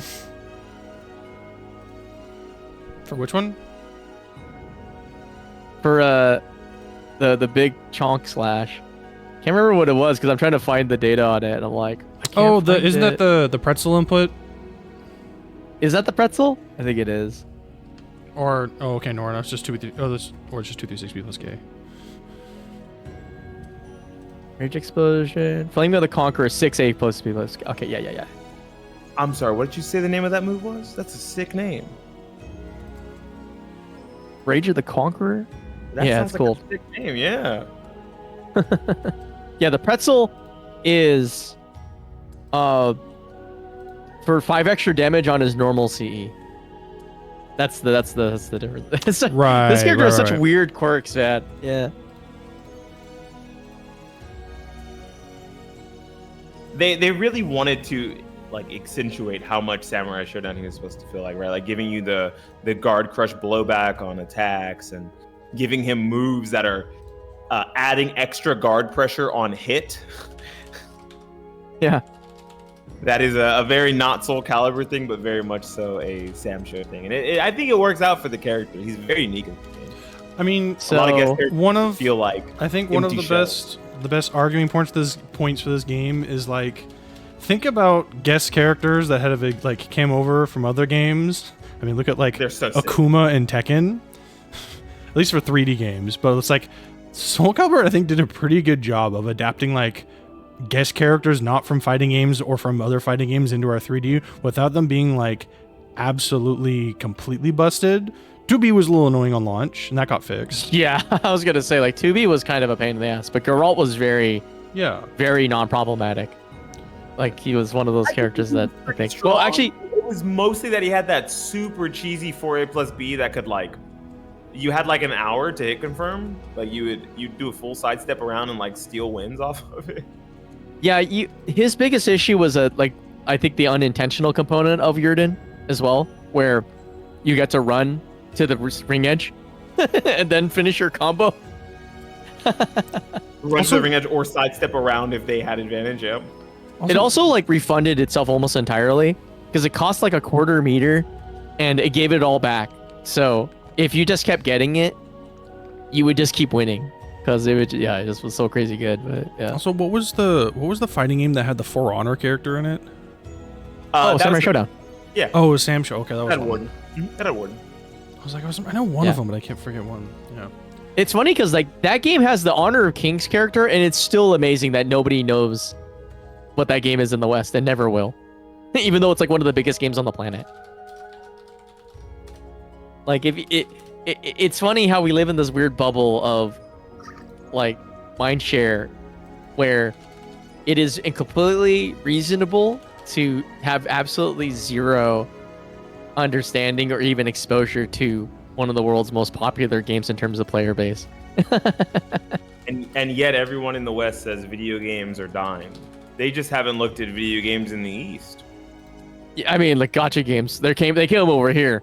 That's the thing is that the industry kind of flipped a little bit, and they're like, yeah, Wait. I said you- video games, not gambling. Hold on. I was like, yeah. Have you watched Northern Lion play Uma Musume? That's It's not a slowly- I'm so glad. Slowly losing his mind. I'm so glad Okubo is getting his W. Like, I was kind of worried that Uma Musume was gonna flop in the West, and then he would also have to resign from Psy Games. Like, I was like, please, Uma Musume, do well, so that Okubo still has a job forever, and that we can always hang out with him. And then he has a cool job where he'll be around fighting games. That's really what matters. Yeah, that's the best part, is that Uma Musume, my money, is making sure that he gets to hang out with the FGC. That's what's the coolest part. It might be a little bit of the Grand Blue, but realistically, he would probably still show up in like once in a while and hang out with us. Although, man, I swear to God, like if we get SC7, I'm gonna be all up on Bamco's ass and be like, you better be talking to Psy Games to get something from those dudes, because you owe that guy. I want to see Okubo come on stage for SoulCalibur 7 for no other reason than to announce that like one of the fucking horse girls is going in SC7. That'd be so sick. I'd be losing my shit, dude. There's so many. Actually, if I'm honest, there's so many cool Grand Blue characters you could be in. Like, I think Anila would be sick if you just like, I don't know, nerfed the shit out of the sheep. Like her moves. I mean, like Anila. You know what? Oh, she's basically Mina. Never mind. We can't have two of that girl. Yeah. You know, we could give him Well, I just don't want Gran. Well, Gran, you don't want a boot, bro? Gran Jita you could do, and then Gran is player 1, Jita's player 2. You know what I really want? Pay me put Versusia and SoulCalibur so we can really wreck the game again. You said who? Put Versusia, put my main so I can have two Aswells in a different game. No, just a different. All right, Manta versus Dulaman. This is gonna be fucking cool. Thinking a guest character. Huh? What are they doing? Yeah, I was a little confused. Is this neutral? Yeah, but the neutral jump. This is sick. That makes sense. But I'm not entirely sure. No, he's button checking. Okay, good. I was really confused. What is this button layout? What the fuck am I looking? Oh, he's not done. What is this button layout? Like, no wonder why he was like, "What the hell is this?" Manta, you forgot. He's fucking up. Bro, all the attack buttons were on shoulders. Okay, so you're gonna call me a freak for this, but my very first SoulCalibur tournament ever, that's how I played. That's insane. Yeah. Is he gonna let it rock? I used the buttons at the top because I didn't find the buttons on the face very comfortable. Okay, he's actually letting this rock. Yeah, they're just playing it out. That's crazy. Yeah, fuck it. Well, when you think about it, Dulaman was up, right? Even with his weird buttons. Yeah. He's like, well, he's like, why throw away a good thing? You know, why throw away a lead? Trying to super two buttons again like he did versus Talim, but doesn't work versus Dulaman. Slower button than something that Talim. It was weird because like that's what I was excited about, because it was technically multi-hit string, but it slipped out of it, so it didn't matter. Right, Manta rolling in. He's in the comfy zone. Get to A. Up off the wall, yeah, not allowing him to do it at all. Good stuff for Manta. Playing smart there, does not want to let Dulaman get away from the wall. He's holding him here. Oh my god, it's a prison! Yeah, he's okay, finally getting on the ground. Whoa, what is he doing? That was so weird. Haohmaru, what are you doing, my guy? face to your opponent. So with the fishes, nice punish. That might be it, dead. Right? Yeah, that barely. He got one more hit off that? No, that was the full string. That was the full string. He got the whole banana. That was pretty calculated in terms of when, like, you don't have to worry about having to deal with getting the last extra hit. The side step through, but unfortunately that jump somehow pushed Manta off axis. Dulaman had the right read, not rewarded for it. Okay. Oh, the double punches. Wow, just raw. He's so weird. I don't get how he makes this work. He makes weird transitions into Mantis Crawl, just like hit randomly, and I don't get it. Oh my god, though. Hitting him with the gut stuff. Rolling. Nice. Gets the CE too, bro. This aggressive game plan is sick. He had just completely eviscerating a bar off of Manta. Okay, gets that single A. Nice, gets the donkey kick. Yeehaw. That's trying to sidestep away, but towards the corner there, that was a little surprise. Oh, that was so great. He does have 2 bars of meter, right? If he spent one in this round, it wouldn't feel so bad. He would still end up with the 2nd bar for the next round. He could also even just send it on a full 2 if he really wants to try to close out this round, especially that after that nice anti-air. Basically, I got the full damage off of that. I wonder if... Oh, okay, never mind. It was nice knowing him. Okay, he's still alive. Ah, but doesn't hold the tricky low. All right, well, he's got a strong econ game, and you're right. He could have spent the stick of butter there. He's probably going to use it to get out of pressure. He's going to. I feel like he's going to need it. He's getting close to yellow guard gauge here too, so. I think he's waiting for that red before he fully commits to using a soul charge, or maybe just trying to get a bigger life lead. So once he soul charges, he's more in a commanding. I think in this particular circumstance, it would have been wise to just immediately soul charge so you can have access to rage explosion later. Yeah, but we were fucking wrong. Holy shit! Wow, that was an amazing whiff punishment from Dulaman. I was like, no damage. No, we got humped. Oh no, no. Voldo, Pride Month is over. Huh? Oh, no whip punishment on that. I was expecting to see the CE. Oh, here it is. Here it is. And now he's got access to the rage explosion. Nice There it is. punish. Immediate Eason. Good stuff. That was sick. Using Eason as a whip punish is the sauce right there. Hold that. I love that Haohmaru is like also like just like maybe like 3'2". Yeah, he's a short. I don't know if he's that short, but he's kind of a short guy. He's kind of a short king. To the stage of history retold. I only say that because like I saw like that. I looked at him and was like, oh, he's kind of like his sword's like really big, but then I was like, he's not really that tall though. I think.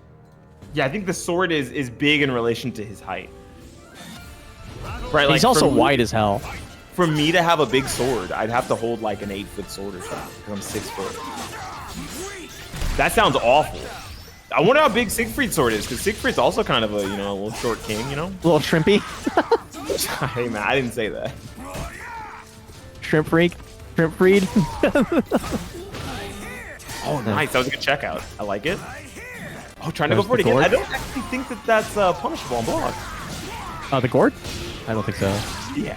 Ooh, that's a great punish for that. Like, you don't actually get much off of it normally, but Dulaman seems to be playing the character that makes it feel really bad to be on ground state. Right, he gets these big chunky hits on ground state, and it leads towards lethal hit condition. If I'm Speaking of which. you know, like we're kind of too good at calling these things. Yeah, it's like you're a talented man. Nice 9K. Ooh, I'm digging it. I can't a 1K. I like it. Oh man, Aren't it's a little. It's a, mind if they are, then they're both manless. I mean, short kings. My bad. Tyler ones, as they say. Whoa! Goes to the tricky low. Cute. I like it. That was Because that hella long. windup almost feels like one of his mids, right? Like, so you could try to maybe like fuzzy block it, but do you really want to risk eating a B plus K? Like, I wouldn't. Okay, chug, chug, chug. Oh, the jump I thought he over was gonna and- do it, bro. He I- waterfalls like, out. because it stole the ring side. Like he had the rest of the stage to his back until the rest of that interaction played out. That was really good. CR for the guard crush. Not close to the yellow yet, but he's playing for the long game here from Manta's end. Okay, blocking it out. Ooh, good. Oh, going for the front escape, even though the back throw possibly could have walled him there. Oh, shit. He ate the meter. Oh, oh God. Oh, gotta be He careful. only has one more chance Nice to check out, block! and there it is. Oh, damn, Dulaman. 2-0 over Manta so far. This Dulaman guy is really the man. He's Oh, he is Dulamaning it up. This is sick. Nice throw, better break. Give him the stinky elbow here. He's trying to get a more directed way of getting some guard gauge. DBA into the back turn. Nice 4K. Waddle, waddle, waddle. loses the ringside, but gets another big combo situation here. Potentially one more So mix-up. Yeah, he's racking up the guard gauge already. Even if he loses this round, I think he's kind of going for mission complete here. Oh, but he's got to be careful for double shoulder. Oh, the 2-2-8 tech crouch is so good! Oh, trying to check out. He gets the check, but not enough life to create a double KO situation. Manta actually gets that round. Yeah, wow, he got his cake in 8-2 there. Builds Yeah, the he's- bar meter first and gets a lot of guard crush, right? He's definitely probably ahead in the guard meters. Yeah, for sure, for sure. see, well, Manta's losing the health race, though. Okay, never mind. Getting 6 BBA. More guard gauge again. Nice little whip punish there. Another back turn 4K. What a slippery little bastard. Yeah, this guy's, he's oiled up, dude. He, all that oil they confiscated, it's Voldo's now. More guard gauge, more guard gauge, more guard gauge. And then finally calling out the sidestep using that A. Oh, the super free! Trying to fight his way out of this one, but getting hit out of a throw with that while standing K. Really good stuff from Dulaman, going for the quick duck there. Okay, this is altering the game plan a little bit, but Manta getting the launcher here. A good soul charge. I'm surprised he's not in yellow yet. I'm gonna be real with you. I'm surprised. Yeah, it really feels as if Manta's been like clobbering his guard gauge, but they might be swinging a lot more than we've noticed, right? There might be a lot less blocking. As I said it. He does have the guard gauge on deck. I mean, not the guard gauge, the lethal on deck. Let's see if he uses it to maybe try to kind of How did that? Okay. Well, How did that is gonna build that. I'm not sure. Oh, he's blocking this. No, he's not. He gets hit. Okay. It was a whip punishment. I'm surprised. Yeah, I wasn't counter hit or anything. It just pressed something. I guess he tried to throw him or some random thing. You gotta hold the little cutscene after every time. That whiffs, yeah. It does not hit grounded. It looks like it should, but you know, soul attacks. If they hit grounded, it's really, really good. He's got them elbows though. Only gets the demon elbow for a little bit of the meter. Okay, still getting hit, so unfortunately not really having a way to check out here. You gotta be careful here though. One gut check into what I forgot. Never mind. He doesn't have a reverse ring out that's any good there, I think, actually. Never mind. The throw. I think the throw is his only like major reverse ring out situation, but yeah. I do think that with the way Dulaman is playing here, he looks like he's just trying to walk his way off the corner and maybe walk towards the ring edge, but he could just get guard crushed here. That was an interesting way to beat a high, right? Trying to beat a high, maybe go for a mix-up after, but Manta scouting it, so we're going to a 2-1 situation. All right, meter. Momentum back on Manta's end.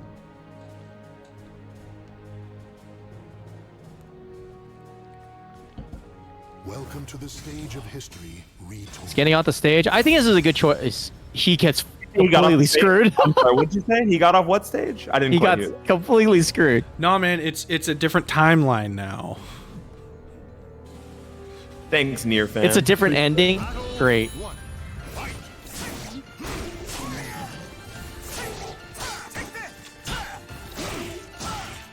All right, he's punching. Frustration out. Fucking same stage again. Fucking character. I hate Italians. Oh, nice whip punish. Same stage, different day. Fuck. Great GI. Oh, and that was a whole lot of chip damage there, just off that A+. There we go. Oh, goes for the tricky low again, but Manta's ready this time. Not a lot of space to work with here. Was trying to backstep away from Manta, but unfortunately putting himself towards the wall, which is exactly where you don't want to be versus his character. Oh, what a GI. Getting the whip punish, but damn, GIing on whip. I kind of hate this guy. I kind of hate it, but in particular, back turn jump A is really low on the whip recovery, so it kind of makes sense. It's egregiously safe on whip. Yeah, because he's like basically on the ground after his hitbox ends, so he's pretty Gucci. 4K, he's trying to just get the donkey kick off the stage. Yeah, he wants the donkey kick, and he was using those AAs to try to keep Dulaman from trying to check and just continue to be able to use it. That is a what? That donkey kick is what? -2, -4? Pretty, it's -8. Safe. It's -8, but it tech crouches, and it's super. It's just good. I think it's -8. It's safe, basically, though, I believe. Oh, reverses the ring situation there, too, with that. Holy shit, I'm surprised to see it. Dulaman not wanting to use the soul charge yet. Going for a GI instead, losing more of the guard gauge on a whiff GI, and damn, it's a good way for the round in for Manta. -6? Sorry. Yeah, I was like, I thought it was -8, but I didn't know how much. I said -4, and I was like, that might be too good, actually. So tough. Bro, but he has to take an inherent risk. He has to be in back turn, Smiley. No, he doesn't. Well, okay, the back turn one's faster, but like, it's because it's I-16. God, anyway, I'm just making me mad just thinking about it. Anyway, here we go. Rolling. Yeah, real nice whip punish. Oh, back throw again. Manta's mostly been escaping back throws here. At least Dulaman. I was like, at least Dulaman can try to take back advantage here with something quick, but, you know, I guess I was wrong. I think the thing about Manta at this moment is that he gets into back turn a lot more than most of the other Voldos I've seen recently in WNF. Like, he's finding ways to get in there frequently and very rarely relying on, even though it's a higher damage version of the CE, of the front turn one with the natural backstep, he just kind of uses it as just a timing check on back turn when it's I-12. Nice punish. Wiggle, wiggle, wiggle, full screen. Motion input.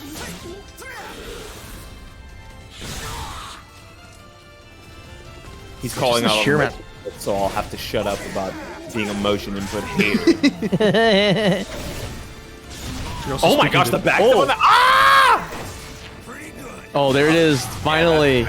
So this is going to close it up to 2-2. It felt like Dulaman really had control of his first 2 games, but Manta's pressure is... Wait, are we finally getting off the stage? I think we are. I think we are. No. We have to wait until we see the background. Hold on. That would be crazy if they kept locking him out on the stage. Okay. All right. I think this might be worse, but it's... I think this is worse, yeah. Absolutely worse, but hey, it's a different game, a different stage. Yeah, this is definitely on the worser side of situation. Much less space to wiggle around. Oof, God. That use as a zoning tool is crazy. It's so long. Right, makes Haohmaru 6B kind of look like a wasted move. Yeah, like, kind of. Swinging around a toothpick. I don't know if you know this, but I have a bow staff. Oh, speaking of bows, he's dropping the bones on him. Nice. Double shoulder tackle doing CE levels of damage. Some rising A. Oh, brother, man, the 9K call out on the Warriors Focus KA, bro. That was sick. Loving those 9Ks. Oh, that was hot. I like it. You saw it. He didn't do it the next time. He's like, dude, Manta's cracked. I can't contest this old man. Also, that's the thing about Manta. Oh man, this dude is hella old. Don't you ever say you are too old for this shit. Yeah, I think SoulCalibur specifically, right? Like, yeah, like maybe your reactions kind of go, but there is a lot more to SoulCalibur than just reaction. There's so many like layers and reads that you have to have. And because Manta is so old, he has years of experience in Sebi and mind games. Good whip like his layer 2 is some people's like layer 6. Like he's like, I've been doing this shit for years, kid. I think you're dead. I'm surprised you didn't have a ring out opportunity off of that, honestly. He might have, but maybe he was more concerned with just trying to close it out instead of potentially risking some weird air control situation. I guess so, yeah. Because I know 6'6" DB wouldn't have done it, but I thought he had some sort of like thing in it. Whatever. I'm under the bridge. Right, give him a stinky elbow. Oh, it's a 2-2A into stinky elbow offense this time. Oh, he had to block that. That was crazy. Still had to block it just like that, right? Getting hit off axis, counter hit, yikers. Okay. Nice, yeah. Amateur. I think that now you can just kind of backstep, take that space, and try to nickel and dime them so you don't have to spin your last bar meter. You really don't want to have to. You want to be able to hold on to it. But who knows? We're Manta players. Manta's going for the short game, the short range bar crush setup, but I think he's close to dead here. Yeah, it's one mix up. Gets up, immediately attacks. Oh my god, he's getting what he wants. Oh. Okay. No, that's not gonna be it. But don't you get? He's gonna go for a guard break setup. I can almost taste it. Are you? I swear he's gonna take his guard break here. Yeah. Yep, that was the guard break. Yeah, if he would have blocked that guard crush, he would have lost the round anyway. That was a straight up checkmate. That's crazy. Yeah, that's a good Oki situation off of CE. Jeez. 30-plus-year-olds are fine at fighters. See the Tekken scene. Nia's what, 40? Yeah, probably. That's true. There's a bunch of third strike players who are also dirt old. Yeah. Honestly, the only game I would say you should be afraid of kids in is Street Fighter. Like, because them kids are coming out. They're smoking. Yeah, these young kids are like, how old is Blas again? Like 15? Yeah, he's like Linkor's young man. He's scary. And it doesn't help that they keep buffing the fuck out of his character. They're just like, Ryu. Ryu sucks in Japan, and Blas is like, this ain't Japan, baby.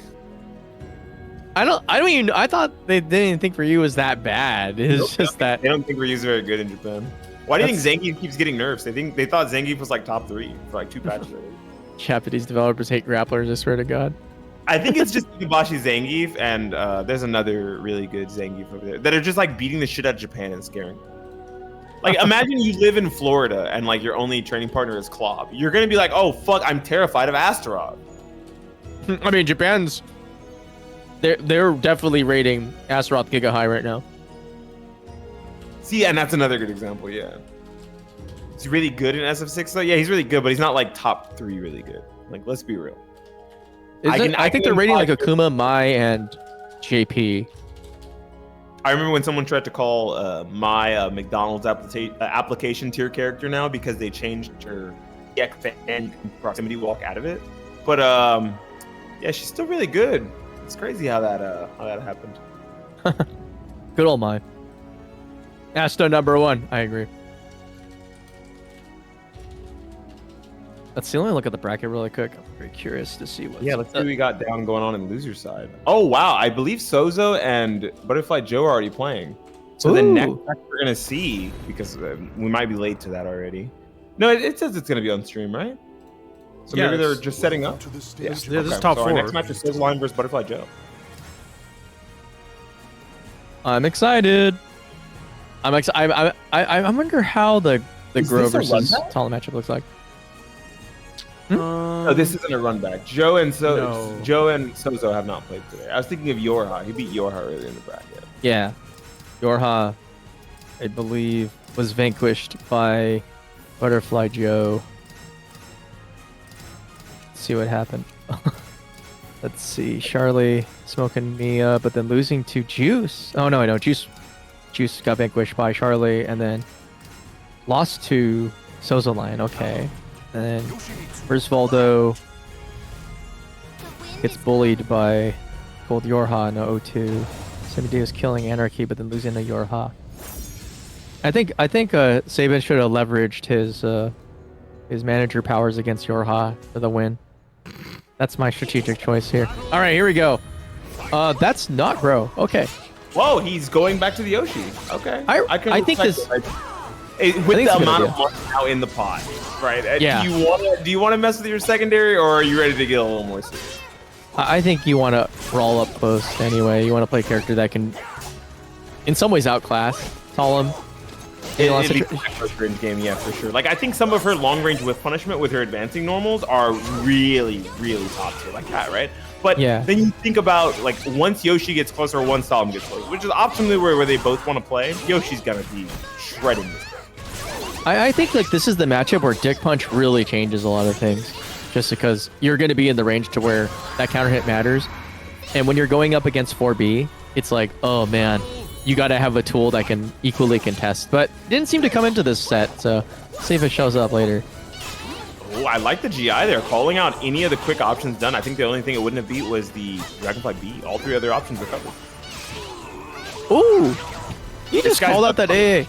His duck punishment is so good. He just like said it was like, I will this to be, but this wall spot is gonna look real bad. This is actually a map where you're not particularly happy to be Talim on it because of this damage potential that your opponent has here. Lamau? What the fuck was that? I refuse to believe that was on purpose. All right, but he's got the soul charge in the pocket, so this is kind of even Steven. Nice GI. Knows what's up. Many people try to GI that. That was really okay. These guys are actually throwing out GIs like crazy. We are actually playing Caliber 6. Let's go. Oh, runs out of the meter just the wrong time. Oh, but the 9K socks across the face. Yoshi, that is a little girl. I don't think you can kick her anything. Yes, you can. Oh, B-slide A call out. That was sick as hell. No hesitation. I feel like this child is a war crime. Dude, I hate kids. Not remove it, just these. Like Michael Jordan said, fuck them kids. It's actually interesting.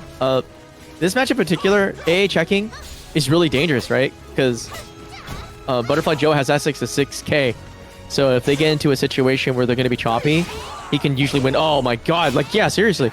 I actually kind of favor Joe in this matchup just because SouzouLion likes to play run up single A. And this is like literally the one guy that makes you feel so dumb for doing it. Oh, he almost had it again, but doesn't quite have it there. Okay, so there are holes in the game plan there. So he doesn't quite. He's kind of just expecting the approach, but it's not 100% like, okay, I'm just calling you all the time. Yeah, trying to just. Yeah, I'm expecting that Souzou's more often trying to play as small as possible, so that when something happens, he's ready to react to it. Yeah, I guess like 3A is really the choice here, versus like AA. Oh, good guard crush. Pop up. The wall here because you're losing the stage positioning. Back towards the wall. Yep. Nice sweep. Nice B. Going for the guard crush. Going for again. Double the head. Maybe was expecting them to go for the GI there, so not fully committing. Right here by the wall. Yeah, this is exactly where you'd want to be, but. Oh, where's the punish, bro? Okay, he doesn't got it. What was that minus 60, minus 18? Yeah, definitely could have got it. He basically had, I think, the round there. And the Soki. Oh, good soul charge though. Okay, last ditch effort. What's he doing? Nice. I guess he was stuck in. Ari, nothing. Nice Gets chopped. I'm surprised to see that instead he didn't just finish the string on his block to 3A. That's also sidestep. Reverse sidestep save. Yeah. A little bit of foible there. I think a little bit of nerves, but yeah, I don't know. I'm seeing the way I'm seeing Souzou playing is once Joe gets a better handle on what his opponent wants to do on approach, I think he can score some serious round-ending wins off of like a good call out on the tech crouch, or with the tech crouch, not on the tech crouch. His opponent isn't tech crouching. Oh, and they're keeping this really small stage. I think I would have wanted to swap personally, right? I don't think I'd give Yoshi these walls. He's so powerful. I'm like torn because you also don't want to get Geralt stage because you're not going to be able to contest him on the ring out game that much. Like you can get the up close reverse ring out, but your mid screen ring out is really bad. Nice 9K. Okay, so I think SouzouLion has picked up that Joe does want to go for tech crouch victories, and now is peppering in a lot of strong mids to stop it. So maybe it's not gonna be a simple. Oh, I like that. Calling out the sidestep with the AA after the 5B. I think there was a world where 5As and 5Bs, like single hit 5A, 5B, used to be plus in SoulCalibur. What a world we don't live in anymore, thank goodness. Yeah. Chase B. Okay, good step. I step 3BB every time so far. I'm surprised to see Souzou still use it, right? Maybe expecting that they're thinking that because he knows that they've sidestepped it, they won't try to sidestep it, and they'll try to check, and then he can counter hit. But like, I think what's and what the hell? Retracting. What I think is happening is that he's getting the step, but he's not getting the punish that makes SouzouLion think that it's a really big threat. Well, most people will be like, oh, holy shit, this guy's like has my number. He's not like losing for it, so it's kind of like a whatever thing to him. So because he's not taking like real amounts of damage, he's like, yeah, fuck it, I'll do it again. Yeah, like basically. Speak of the itch, wall splat. If you block a hell sweep and you punish with a wall standing K, Yoshi's gonna use fucking hell sweeping. He doesn't care. Oh, that was brutal. Yeah, that was a really fast and frenetogram. Like just complete control. As soon as he got him by the wall, popped that soul charge and made the most of being able to control the pace of the match. I really do think that maybe Butterfly Joe could have and should have went for a stage swap. Yeah, if he got something bigger for sure. It is weird because I definitely felt like he had the right core idea, but his opponent adapted to that really fast before I think the momentum shifted. And so regardless if it was the right game plan to go for some cool for stuff like on the defensive end, his opponent was already like, well, you're still kind of losing. I know how you want to get back into this game, so it's time for me to like just 9K your face off every time. It totally worked. And then every time he got to the ring edge, he would kind of create a position where he would get enough space to where AA wasn't the most obvious 100% choice, and still would be able to get the chicken combo in for like for wall splats consistently. So like, even though I thought like, okay, yeah, this is the time to go for that crazy read. It's like, yeah, but at the same time, I'm also in the same range where he could just 9K me into the wall, or he could do whatever, yeah, basically do whatever he wants, like 3AB, what all sorts of stuff, and yeah, it's kind of rough. Yeah, I think Souzou played that phenomenally because of the spaces he kept himself at, where instead of second guessing, holy shit, Souzou he's so lucky. He is feasting. He is feasting on this stage right now. I'm gonna say it now. If Dulaman loses this game, I hope he fucking swaps. We'll see though. You never know. Dulaman has shown that he can play on the stage, so. Because as long as he keeps rotating, he's fine. That's the trick here. Is you just have to make sure that you don't get thrown up against the wall. But you know, just as I say that, here he is. It's so here comes easy versus Yoshi to get thrown up against the wall in this game, unfortunately. Yeah. One wrong AA, one 3 AA into mix, and you're at the wall just from blocking, right? Like you take the 3 AA on hit, and then the block mix up you take. It's like, okay, now I'm at the wall. 1K unfortunately too slow to be a punish there. You don't have much in the way of with dealing with that actually. You have like single K. Okay, beam. Okay. Nice. Uh-oh. Oh, they sidestep together. Okay, I respect it. Just trying to take the meter away from Dulaman instead of going for the Oki situation. I'm digging the use of commander role as a gap closer though. But he's in the danger zone once again. Yeah, a little missed opportunity there. It's kind of hard to do it on Parsec, but you can duck the follow-up, I think, or step it. One of the two, I forgot. Oh, he's partying hard right now. Oh, Lamau? Dulaman makes him pay for it. Nice.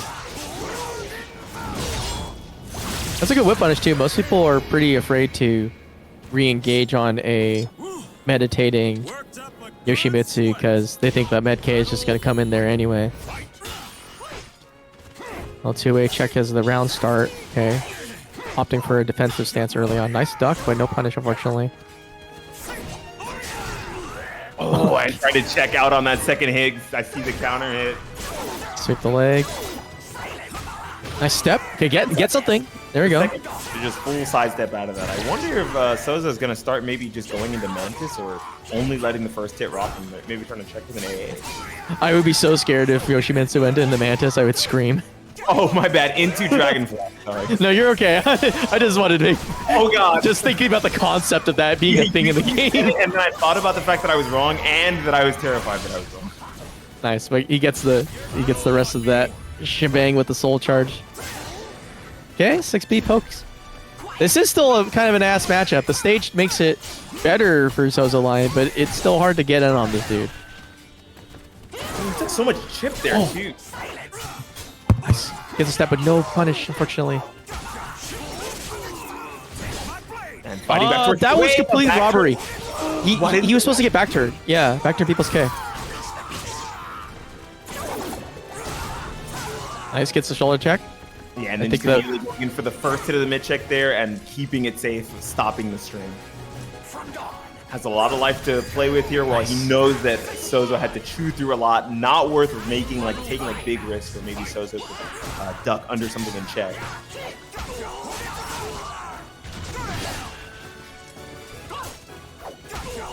Nice duck! Ooh! 6A is a double high, so good stuff.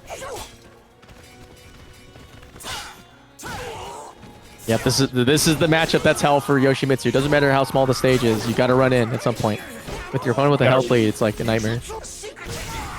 Not only with the life lead where, oh shit, using a trooper roll of his own, I would say a life lead where it doesn't matter how you approach, if you get 6 beat, you're dead, right? Like that's a huge life lead, like a one-touch life lead. Man, Dulaman is really making this look insane. Again, this is a very Yoshi favorite stage. You get the wall, you basically get the threat in with 90 damage combos all day. But he's been able to just continually poke and then get the health lead in his favor and then be like, okay, see you later, nerd. Right, backstepping a couple times and then immediately just holding 8 or 2. Like, I'm just going to sidestep. I'm going to be over here. You've got to find a way to advance into me and hopefully not eat my giant normals on the way in. Not punishing, right? Not getting the 60k, but, you know, at least because he didn't get a punish, instead just taking the frames so we have to back away there. Nice block. God, sorry. Go ahead. I'm just shocked that he blocked it. I thought he was going to hit. No, that was a great block and a great call out. Okay, full screens again. Okay, here we go. It's party time. And push towards the wall. This is not a good situation. Completely checking out. Dulaman is making it look as if there's no walls. There is no walls in Bossing Say. Oh my god, this is great. He's really playing like at a great range for Haohmaru too. Just holding Thor for like a whole 2 seconds there. I love There it. we go. Nice block. Like 1K, I'm blocking it, getting the wall standing K. Oh! And The wall checking rising out A instant. Okay, I was like, how was that tech crouching? But it's because it's technically a wall rising, but got it. Yeah, it has a. I think it has like the standard like 8 to 16 tech crouch frames. Because It's not you can crazy, aim. but it's there. I think. I'll have to double check. Trying to jump over. Unfortunately, because of the jump, getting knocked down, going for the soul charge immediately does not want to have to deal with any Yoshimitsu pressure. But you just have to spend it here, right? Like knowing that if you don't, you could just lose this round and be holding on to 2 bars. You don't want to die a Pharaoh. So let's see if Sozo can make something off this soul charge before you just completely lose it in block pressure. The guard game. You do have some guard and wall stuff there. It's not as crazy as Yoshi's, but it's real. Using the second soul charge too. Damn, does not want to give Dulaman anything here. Definitely just wants to be able to steal out this round. Maybe start trying to build meter back in the next one. Whoa, what a Whoa, bunny! the anti-air! That was sick! Are we playing Street Fighter? That was nasty. Oh man. The check and the nice side step. flip into the 6-6 KK. Nice. Most people block that. Most people just hold the rest of the string, but this man's like, I found the opportunity. It's mine. You stay outside of the. It's kind of funny to see Yoshimitsu try to play the outspacing game from Haohmaru, because normally that's his game plan. Goes to the sweep, gets in there.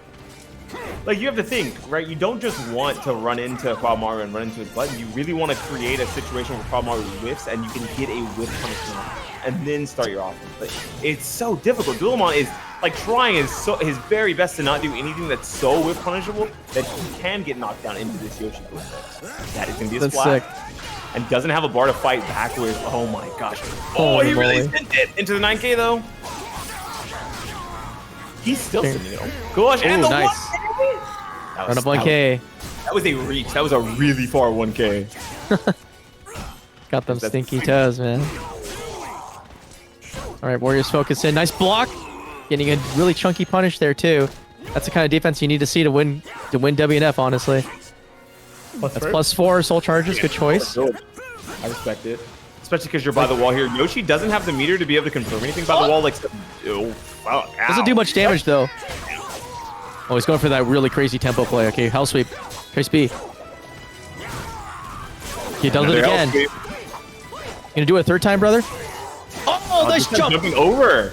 Oh, and that's but gonna chicken wall. combo. Oh, I don't oh. wins here. This is not enough damage to kill. Oh, he goes for the reset. Dulaman blocks it. Holy shit, dude. Dulaman's presence of mind to even consider blocking there, when that normally is just like, okay, I gotta wait for like a couple more hits on the combo, is actually crazy, bro.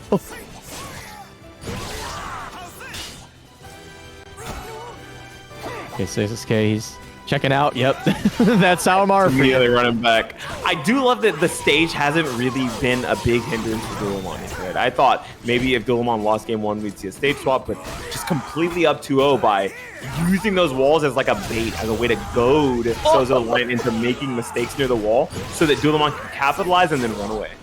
This is crazy. He's taking a disadvantaged situation and turning into a win condition. It's kind of nuts. I guess with the parry there, very interesting choice. Okay, backstep. Yep. This is, you've seen this game before. Hey, goes for the high. Wasn't expecting him to let it rip, huh? Yeah, that was a string that I think when you're that far ahead, there's no reason not to just let it rip. I think there's a lot of those situations where Dulaman's just like, yeah, I'm gonna do it. What are you gonna do about it? I'm super far ahead. Let's get the block, but no punish there. Oh, unfortunate. Oh, trying to challenge after the plus. Yeah, tried to jump over. I tried to do some sort of a jump attack, but that time instead using the A out of Dragon Ball. Oh, that's a good choice. Good mix up and the reset there. And it said run counter, so I believe that he moved. Yeah, he tried to get out there. Wasn't expecting the med K to be able to reach there. Good throw, better break. Okay, wiggling back. See what Sozo's plan is. Just kind of waiting his opponent out. Chicken combo, the best possible spot on the map right now. Gonna get a chunk of change. This time not going for the reset, as far as we know. We have no reset here. Okay, take your 6-6. Oh, Parsec. Ooh, great soul charge though. And of course on the ground gets a stomp. Fortunately, no. Still just trying to step off the wall here and taking so much. Oh no, that's so unfortunate. Was definitely using the one BA as a round him. Putting the round off, but staying on the ground, rolling around, forcing a whiff of the big earthquake button, which I'm surprised doesn't hit ground. But you know, whatever. You can't sidestep it. It's probably fair. Oh wow! Ooh, Out of the pop-up, fucking dude. sky, dude. You just smoked his ass. That was sick. Okay. Ooh, and the sidestep Hey. out. Unfortunately, because he was still in crouch, was able to get that very good punish, but stuck at the wall. And Dulaman still has 2 bars a meter. Didn't even have to be worried about the BBB lethal hit. Didn't spin one, holding them for these final rounds. And it doesn't feel so bad for him, man. Okay. Does that normally jump mids? Because that just jumped to fucking mid. 236 KK? Yeah, absolutely. Oh, okay. Or 44K? I haven't played in a while. Yeah, 44K. The Yeah, one that lethal 44K hit. jump mids. Yeah, it's one of those moves. It's kind of funny because they both basically have this almost technically the same kind of style move between the two of them. Speaking of which, though, he is about to cook. Goes for the Warriors Focus K A. Gets smoked out of it. Oh, and that's gonna be it. Dulaman taking it 3-0. Bro, dude. Approach. Dude, Dulaman is cooking. I won't settle for anything less than Haohmaru stonks.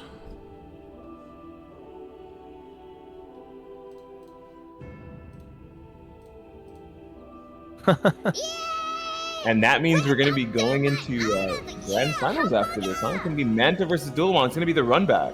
And that was a really close set the first time, right? 3-2. Manta started to really just find his footing and advantage in that last game, the last 2 games, really. But we could see a reset and a long grand finals here. Yeah, before that, I just want to go over, before I forget, actually, can I go over it? So, we just recently were given information of starting times for not just ours, but actually all the BYOC Bring Your Own Community events at EVO. So, the side tournaments. So, these are not the main events. These are not the community-sponsored events, but these are the BYOC, which is like the 3rd tier. Which is like not officially sponsored by EVO. We're just at EVO. Anyway, SoulCalibur will be running. We're going to be Saturday, August 2nd at 12 p.m. So if you are going to EVO, or still want to go to EVO, because you can still buy spectator passes, you can still come play SoulCalibur with us. You can register on the StartGG link there. There's a Matcherino. You can donate or use the free codes that we have on the Matcherino as well. But yeah, we're not going to close this for a while. Is my internet holding up? I can't tell. Is it chunky again? I don't know. It keeps going up and down. We did have a little bit of latency on the stream, just a little bit. Yeah, that's all right. But yeah. Anyway, there's So SoulCalibur at EVO, we're going to that. They wouldn't add codes until certain. Interesting. I didn't know that was okay. Interesting. I mean, that's fair. That's fine. So there will be Matcherino codes. We'll just use them up all later. But if you want to donate to the Matcherino, you totally can. They expire. Oh, that is smart. That is good. I do remember this now. Okay. Yeah.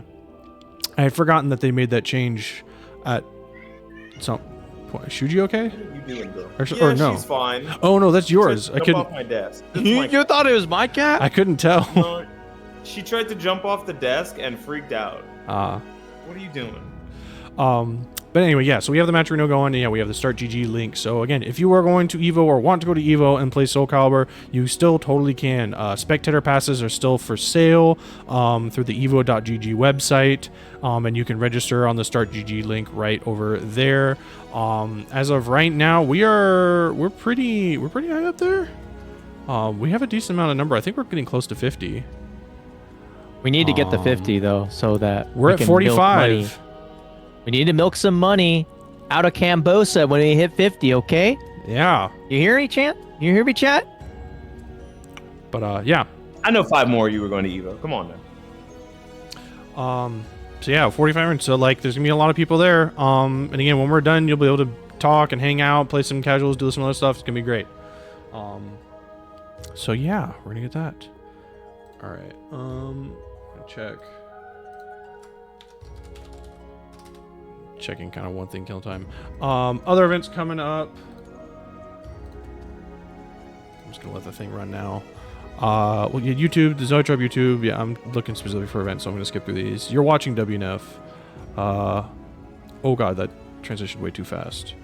XFS is hosting a PSN tournament in July, specifically on July 12th. Wait, that's this in weekend. 3 days. That's in 3 days. That's in 3 days. If you want to play, Oh shit, that's Yeah. this weekend. yeah, PSN, PlayStation, don't go there yet. PlayStation Network tournament, StartGG/XFS-July 2025. Free to enter. They're also doing it a little bit different, where there's special rules for losers, where the loser can ban a character, stage, or a game mechanic. Yeah, I'm not exactly. I don't know how that works. We're gonna find out. Sounds pretty interesting. Yeah. I can't wait to watch people get lag load. That's gonna be sick. Can you ban Soul Charge and then play against an Aswell? Just shit on them? We'll see. Yeah. But yeah, that'll be happening. All right. Wait, so it's next weekend or this weekend? Sorry, me just piped up. 12th. I'm so confused. 12th of the 19th. I believe that's this weekend. It should be this weekend, right? Like that's the 12th. The 12th is this Saturday. Yes. Okay. Yeah. You can ban Soul Charge? That's insane. Okay, well. It's on July 19th. Oh, okay. Ah. So I am wrong. Sorry. Okay, so the date has changed. Okay. So it'll be the 19th. So you still got a little bit of extra time, but still, PSN tournament $100 in US dollar or US already. Dude, just meta this Swedish. tournament. If you can ban Soul Charge, just ban Soul Charge on every character that has a Soul Charge, and if you play an Aswell bracket, they fucking auto lose. That's They can do nothing. No, you can't ban CE. Don't even say that. Come on, man. Like Amazon. She just said you can ban C. Just meta it. I'm telling you. I'm just giving you the keys to $100, guys. Don't look the gift Uma Musume in the mouth, man. There's a list of bannable mechanics CEs on it. Oh man. But like, how am I supposed to like dust off my PS4 and play Zaz? Okay, we also have Core Values number 8 happening in Portland, Oregon. Chapter 47 runs that local, essentially. Really cool event. They play SoulCalibur. They also play Tekken, Street Fighter, Smash, Gear, multiple Gears, like a bunch of other games. So if you want to go hang out with some really cool people in a really cool area with really good food, I highly recommend trying to take the trip over to Portland and hang out with them. That's going to be August 16th. You can go register now, StartGG/CoreValues8. Yeah, that's always a good one. And I want to make it out to one of them, but again, I have spent way too much money this year, so I need to take a fucking chill pill. I try to host locals every Saturday, either at Guildhouse or sometimes at another location. We're kind of in and out of that one, but most of the time we're usually over at Guildhouse.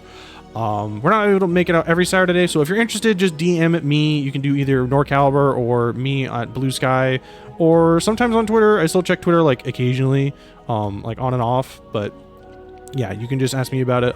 If you are in the Northern California Bay Area, not the Southern California LA area, San Jose and LA are very different places. So yeah, you can hit me up if you want to go to a local and learn how. If you want to play against Manta in person, you want to see him do his bullshit and then make silly noises while doing it, come to my local. Woo! I might say mean things if I did that. Oh, I don't want to talk about it. The slurs. No, I wouldn't say any slurs. Whoa. Listen, Filthy rat eater. calling Manta a rat eater is absolutely okay in my book. Okay, yeah, that's fine. Like, I wouldn't I wouldn't use any gamer words, but I'd have a choice couple words for that guy. Like Striver. I'd probably call him a super freak. I'd be like, you're a freak. You're okay? a super freak. All right. Oh man. Yeah, and then Evo itself again is happening August 1st through 3rd at the Las Vegas Convention Center. These are all the main games. So what I was talking about again, the top big 8 are like the main games, and then there's an extended lineup is what they have on the bottom, which are not main games but are still like slightly sponsored to some extent. That's a little confusing. I do like the idea, but it's a little weird. And then we have the bring your own community events as well. So there's a lot of fucking games. It's Evo. We're gonna be doing a bunch of shit. The Las Vegas Convention Center is huge. You can fit so much vendors and smelly dudes in there. So Hey, yeah, free play is awesome. The GameStar arcade's actually dope. If you haven't done it, because I did the pilgrimage with Cool C McGee, it's really fun to go play a bunch of old fucked up games. on caps. There's nothing quite like it. That's one of the reasons I actually go to this, because I don't actually really play anything competitively other than Calibur, but I still have a lot of good fun there. Didn't McGee? Didn't he bring Soul Blade last time? He did bring Soul Blade. Yeah, it was sick. No, I'm taking a break before Grandpa's go over this. VS Fighting 13, how many? August 15th through 17th over in England. If you're a European player and want to go compete offline in a tournament, which I was stupid. I didn't realize the mix-up. I thought the mix-up was in September. I guess it happened last weekend. Yeah, the mix-up happened last. I thought it was in September, but anyway. So if you're an EU player and you missed the mix-up in Lyon, France, you can go to this one, which is I believe in London. But it's a really cool event. The EU, especially like the English and a lot of the EU players are really cool people. So if you want to learn more about the game and just meet them, hang out, and do stuff, play in a tournament, I highly recommend planning for this event. They are also running SoulCalibur 2 as a bracket. So if you want to play SoulCalibur 2 with them, you can as well. Beast in the East. Konmai, you want to go off on that one? Oh, Beast in the East. Well, this is the big. Honestly, I feel like this is the big one as far as like next to Evo. I'm trying to actually make it to it. Trying to figure out my flight and stuff, but Infinity's gonna be there, so this can be a good old bounty on his head, I think. But yeah, this is a very, very Calibur centric event. So if you want to play a bunch of old Calibur plus our game SC6, definitely check it out. But also, this is the tournament that freaking like Punk said, this is not cool enough for me to go to. I'm the alpha, dude. This event's gonna rock. And that shit was stupid. Correct, I believe. Yeah, it's this shit's great. Like I'm telling you, LevelUp and Justin are punching way above their weight. When I watched Byte last year, I was like, there's no way in hell I should be missing this one, especially given that like we haven't seen that many Big E events roll up around. This is a pretty okay substitute, so to speak, for that particular gap in the moment on the East Coast for tournaments. So definitely try to make your way out there to give it a shot. And yeah, it's also a rhythm game major, so if you want to get absolutely like brain blasted by the sheer amount of talent that the rhythm game community has to offer, it's just gonna be an awesome watch. Like this is one of those, like, honestly, I think it's gonna be a really peak event. Last year was great. This year is probably gonna be even better. Yeah, that's cool. UMAD Ultimate Montreal Air Dashers 25 is happening. SoulCalibur 6 is a side tournament game as well. There's already 200 in the pot. So if you are in Canada or in Montreal or willing to go to Montreal to play for this, highly recommend looking up that. StartGG/UMAD 2025. Yeah, that's all I gotta say about that one. It's the Game Engine Shimura. That's Japanese players hosting offline events. I think we talked about that a little bit already. Yeah, they're doing some fucked up shit. I need to find the tweet for that. Yeah. Sunday, July 20th, which I guess is the day after they're doing the PSN tournament. The same people, well, I guess it isn't exactly the same people, but Bad Bad Kitty is hosting an EU region PC tournament. Sunday, July 20th, 7 p.m. CEST, Central European Standard Time, I believe is what that is. So if you're interested, if you're an EU player, want to play it online, 150 in the pot prize already, 150 US in the pot already. I recommend going to look at that. I don't know if there's a link on StartGG or anywhere for that, but I don't have it. You can go check Bad Bad Kitty's Twitter, probably. She might have some more information. But yeah, it's another EU online event happening, and then we already talked about Evo, so yeah. All right, let's do grands. Yay! Wahoo! Manta versus Dulaman, the run back from winners finals. See what Dulaman has to do to change the outcome of last one, because like he really rocked game one and like game one, like rounds that was looking really solid, but he made Manta made a pretty solid adjustment. I noticed that he was doing a lot of more elbowing in neutral to create his offense and build up the guard gauge. So it's linear. It's not like this like super god move or anything. So I wonder if there's going to be any movement towards shutting that down, and then because like I think once Dulaman gets the momentum, he can really cook. Like there's no question about it. I think if he can stop the train from starting, he can actually brawl with equal vigor with his opponent. But Yeah, that's how it We'll felt see. the first few games of Winners Finals, right? It felt like Dulaman was just on top of everything that Manta wanted to do, so that he wasn't really allowed to start any pressure or get any good defensive reads. But Manta slowly but surely either figuring it out or finding the gaps and making his own offense work. Yes, indeed. All right, here we go. Well, Dulaman's got a long way to climb too. That's the that's gonna be the rough thing, honestly, is just the sheer amount of grind that you have to do in a long set against Manta, because he clearly can adapt, because he has like so many different layers on his gameplay. Because he's been, he's played Voldo for 6 trillion years. He wrote this. If there was scrolls, he wrote them at this point. Yeah. Oh, immediate first check. I like it. Nice. Getting a good whip punish here, and another good whip punish. Trying to go for that. What was that? Back turn People's K. Okay, 2-2-B gets in there. I think that's all Curtis. Never mind, I lied. It would have just back away though. Doesn't. Okay. That sucked. I'm surprised to see him go for something at all to punish it, right? Like knowing that all he had to do is wait it out completely, because you have a huge window before the auto jack. Dulaman really likes the low out of Warriors Soldiers. Damn, and the perfect to retaliate. Woo.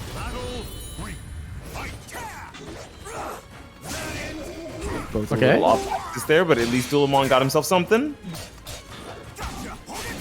And nice. the duck under. Dulaman is trying his best to keep tempo with Manta, so that Manta can't start anything too crazy and get an offensive lead that's too hard to come back from. Oof. Nice whip punish. I see that whiff. That was really good. Walking Hey, off pick the up. wall, though, is Dulaman. Okay. 6XP. The amount of respect that Dulaman showed there, letting Manta take so much space back, right? You're not even trying to check him or anything. Yeah. Is a little scary. I think like you have to be a little more brash versus Manta. Like you can't give him too much respect, because if you give him an inch, he'll take him on. Yep, calling that out though, making sure he does not allow those transitions to go completely unpunished. But still only has technically 1 bar to work with here. Probably won't want a soul charge unless he can build that 2nd bar during this round.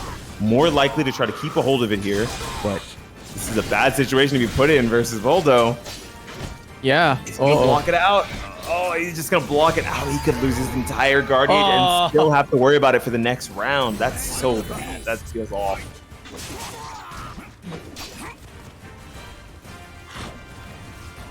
Okay. Still going around neutral. Still just trying to get that guard pressure. Ooh, the sidestep. Nice read. And then going into the soul attack again, which is going to leave him extremely plus. Probably wants another...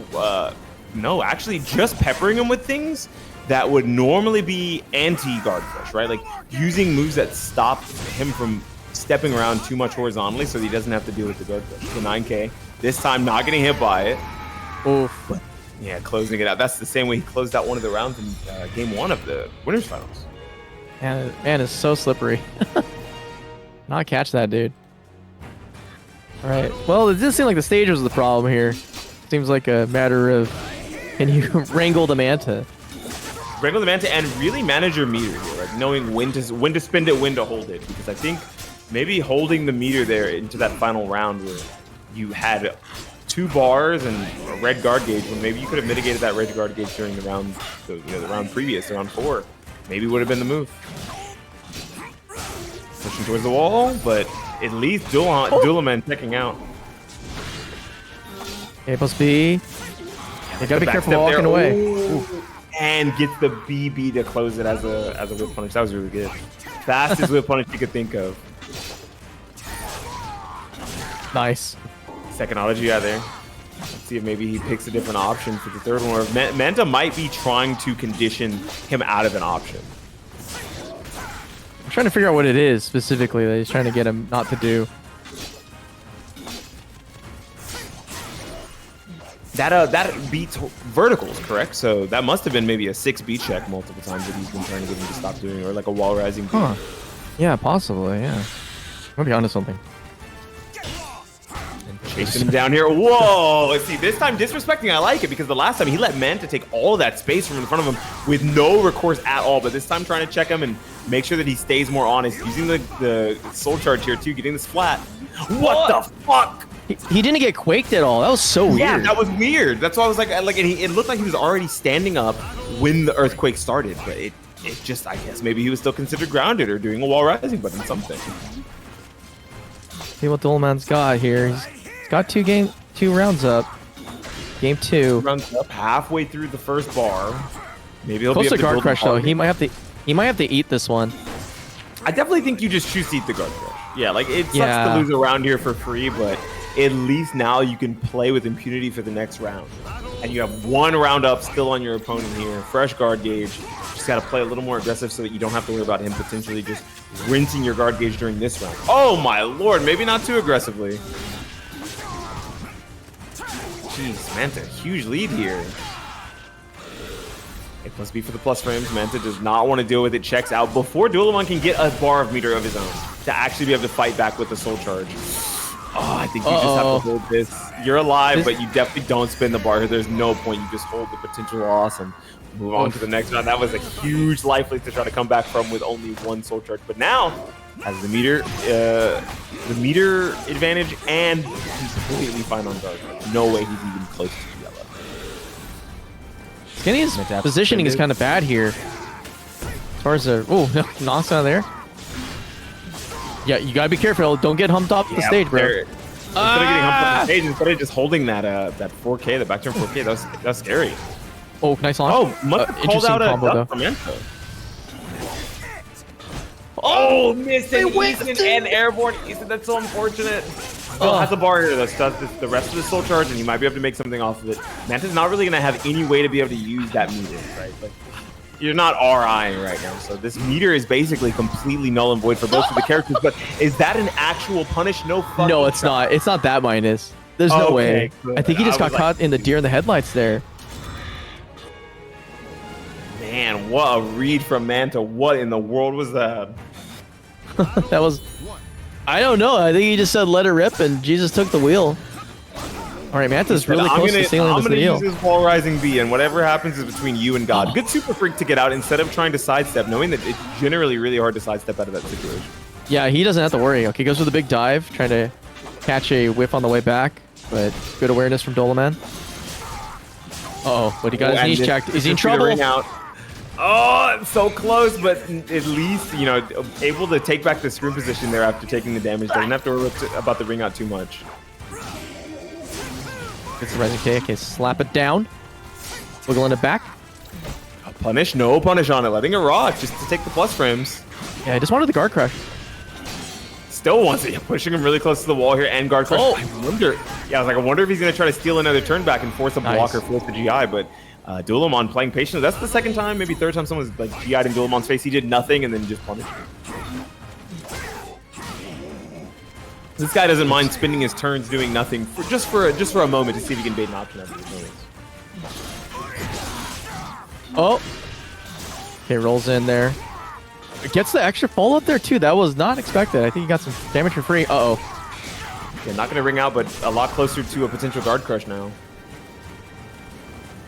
And he's still in back turn, walking towards you. Okay, forces back to front turn. If he was still in back turn, you have to worry about a potential 4K again. Yeah, it's really scary because, like, you don't want to necessarily try to stick out a button against Voldo because if you do, you might get A-way run to A plus B and just get smoked for like 1 million damage. He has good advancing options that stop you from immediately swinging into him when he's back turn. Woo! And that's because Dulaman was up 2 rounds here.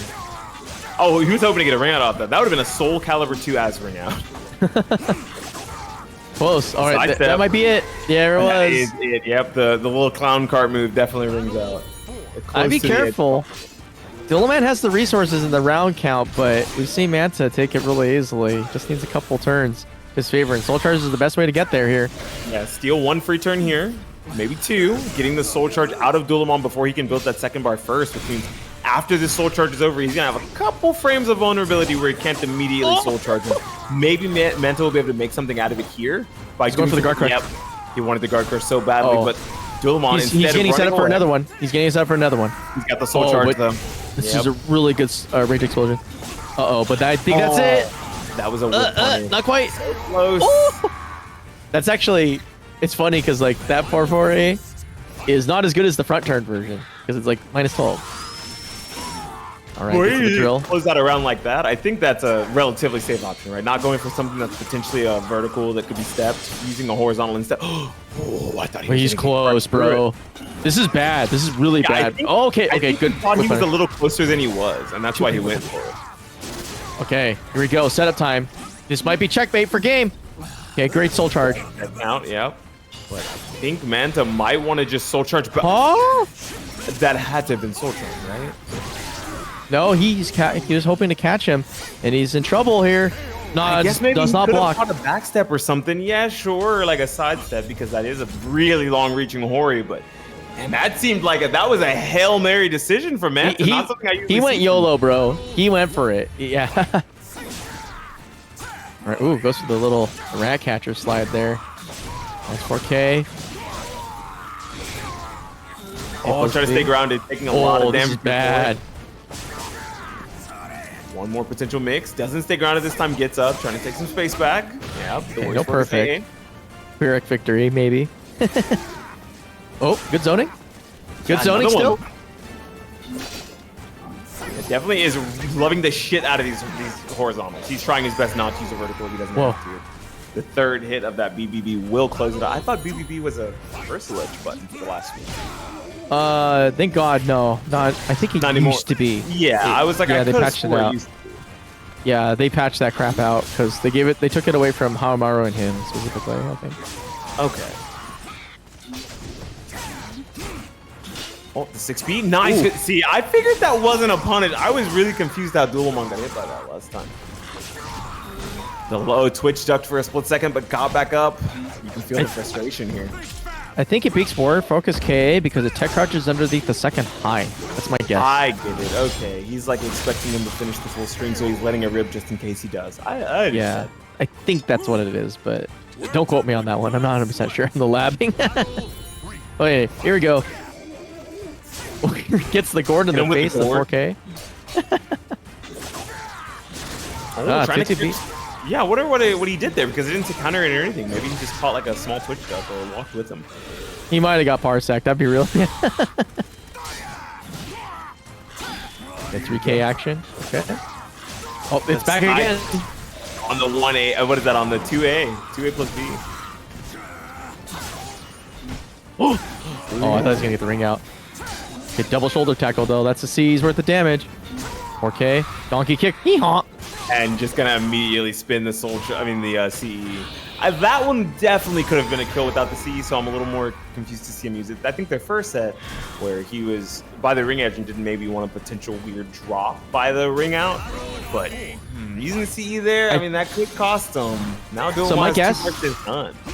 My guess on that is because it's the option is 6-6B. The multi-hit scales so bad with guts that it actually doesn't kill.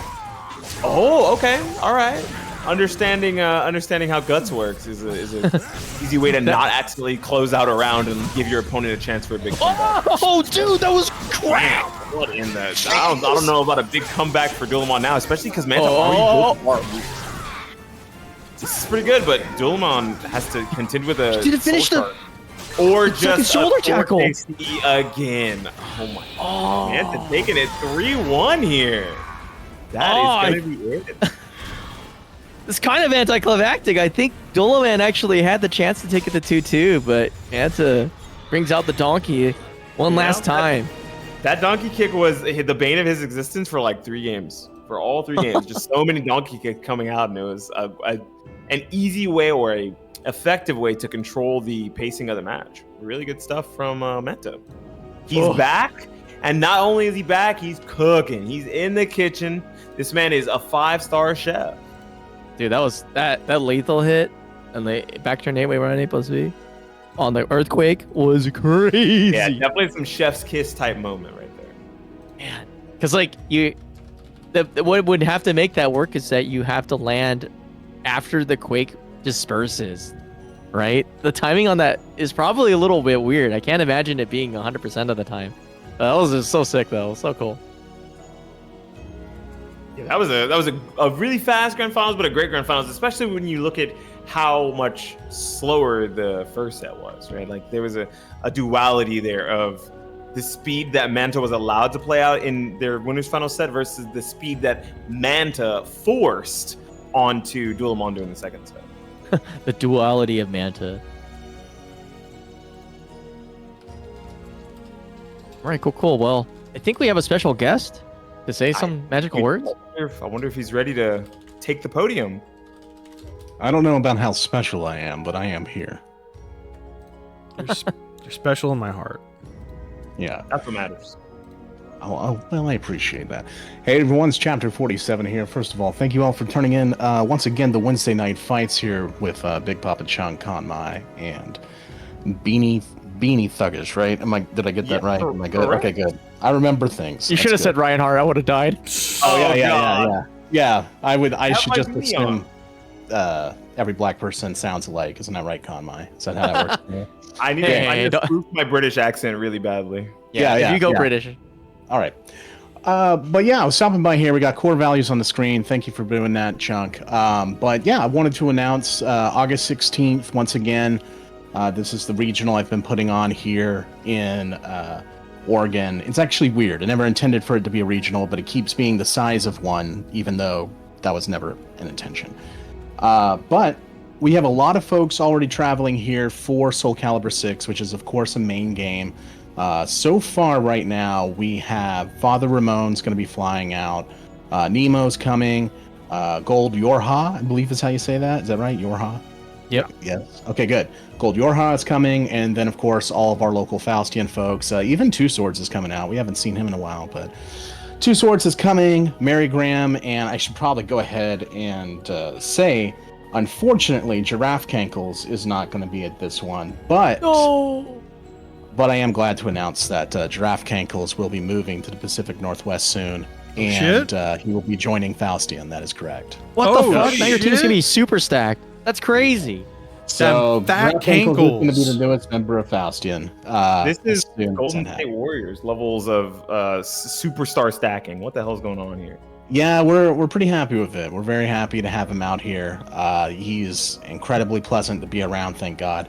And yeah, we're super. He's been out here for. He was out here for like damn near 2 months for a while, but you know he's got a lot of stuff to wrap up back home, and he's going to be moving out here probably after August. But unfortunately, he has something to do August 16th, so he won't be there.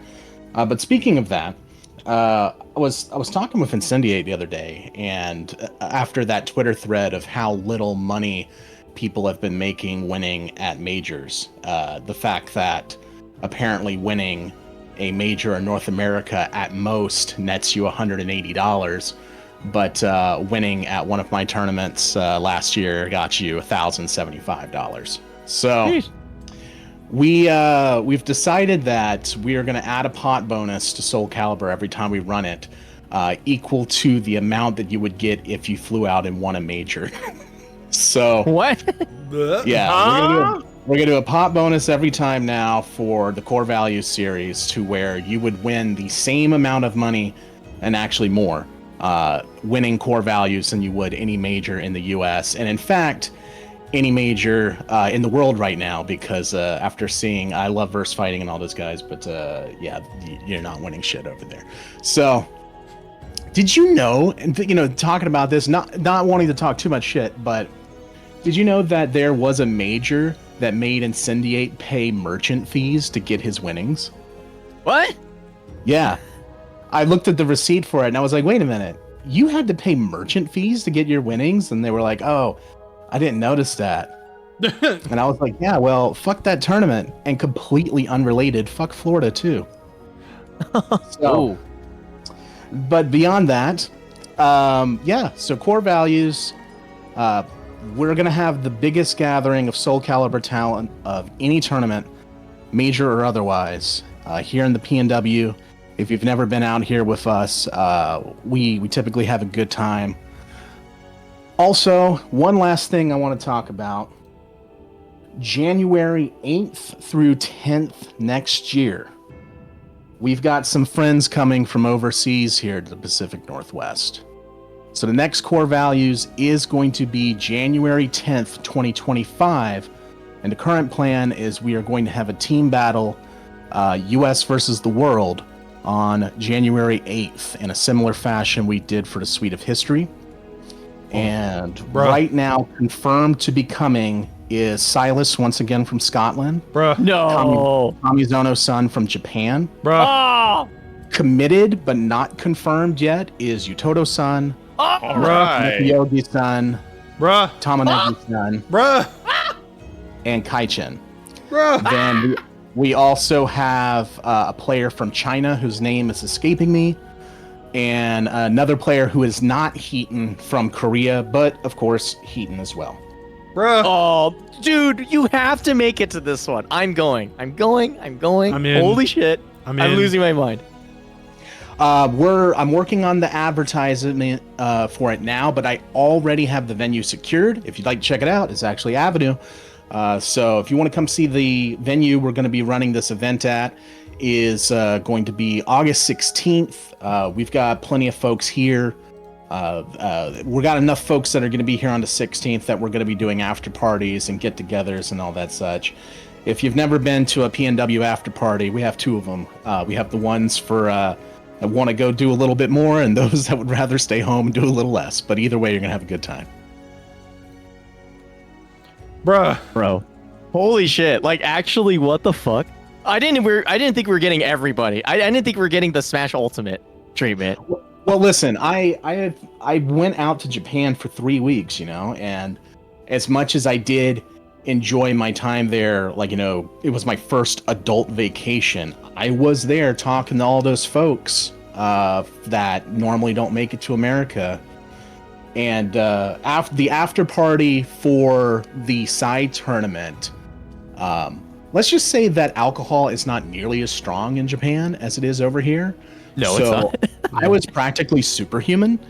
And so by the time that I was done and we were all discussing this, there were players that attempted to take the train home and passed out and woke up in different cities.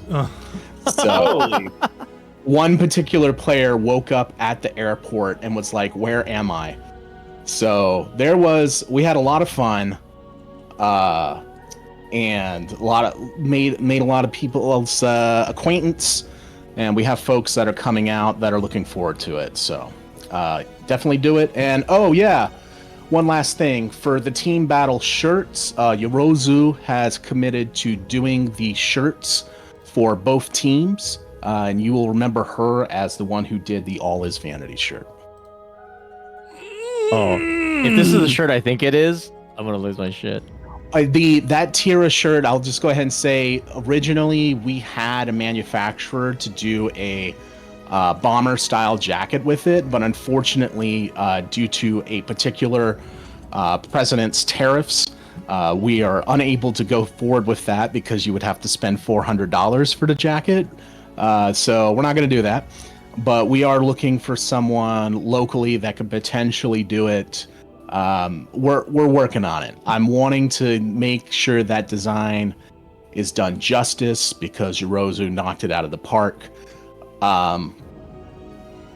But right now we're putting that one on the back burner and instead focusing on the event in January. Sounds good, but holy shit. Any questions before we go? I don't know. Like, I sign up. I want to get on that shit so bad. Oh.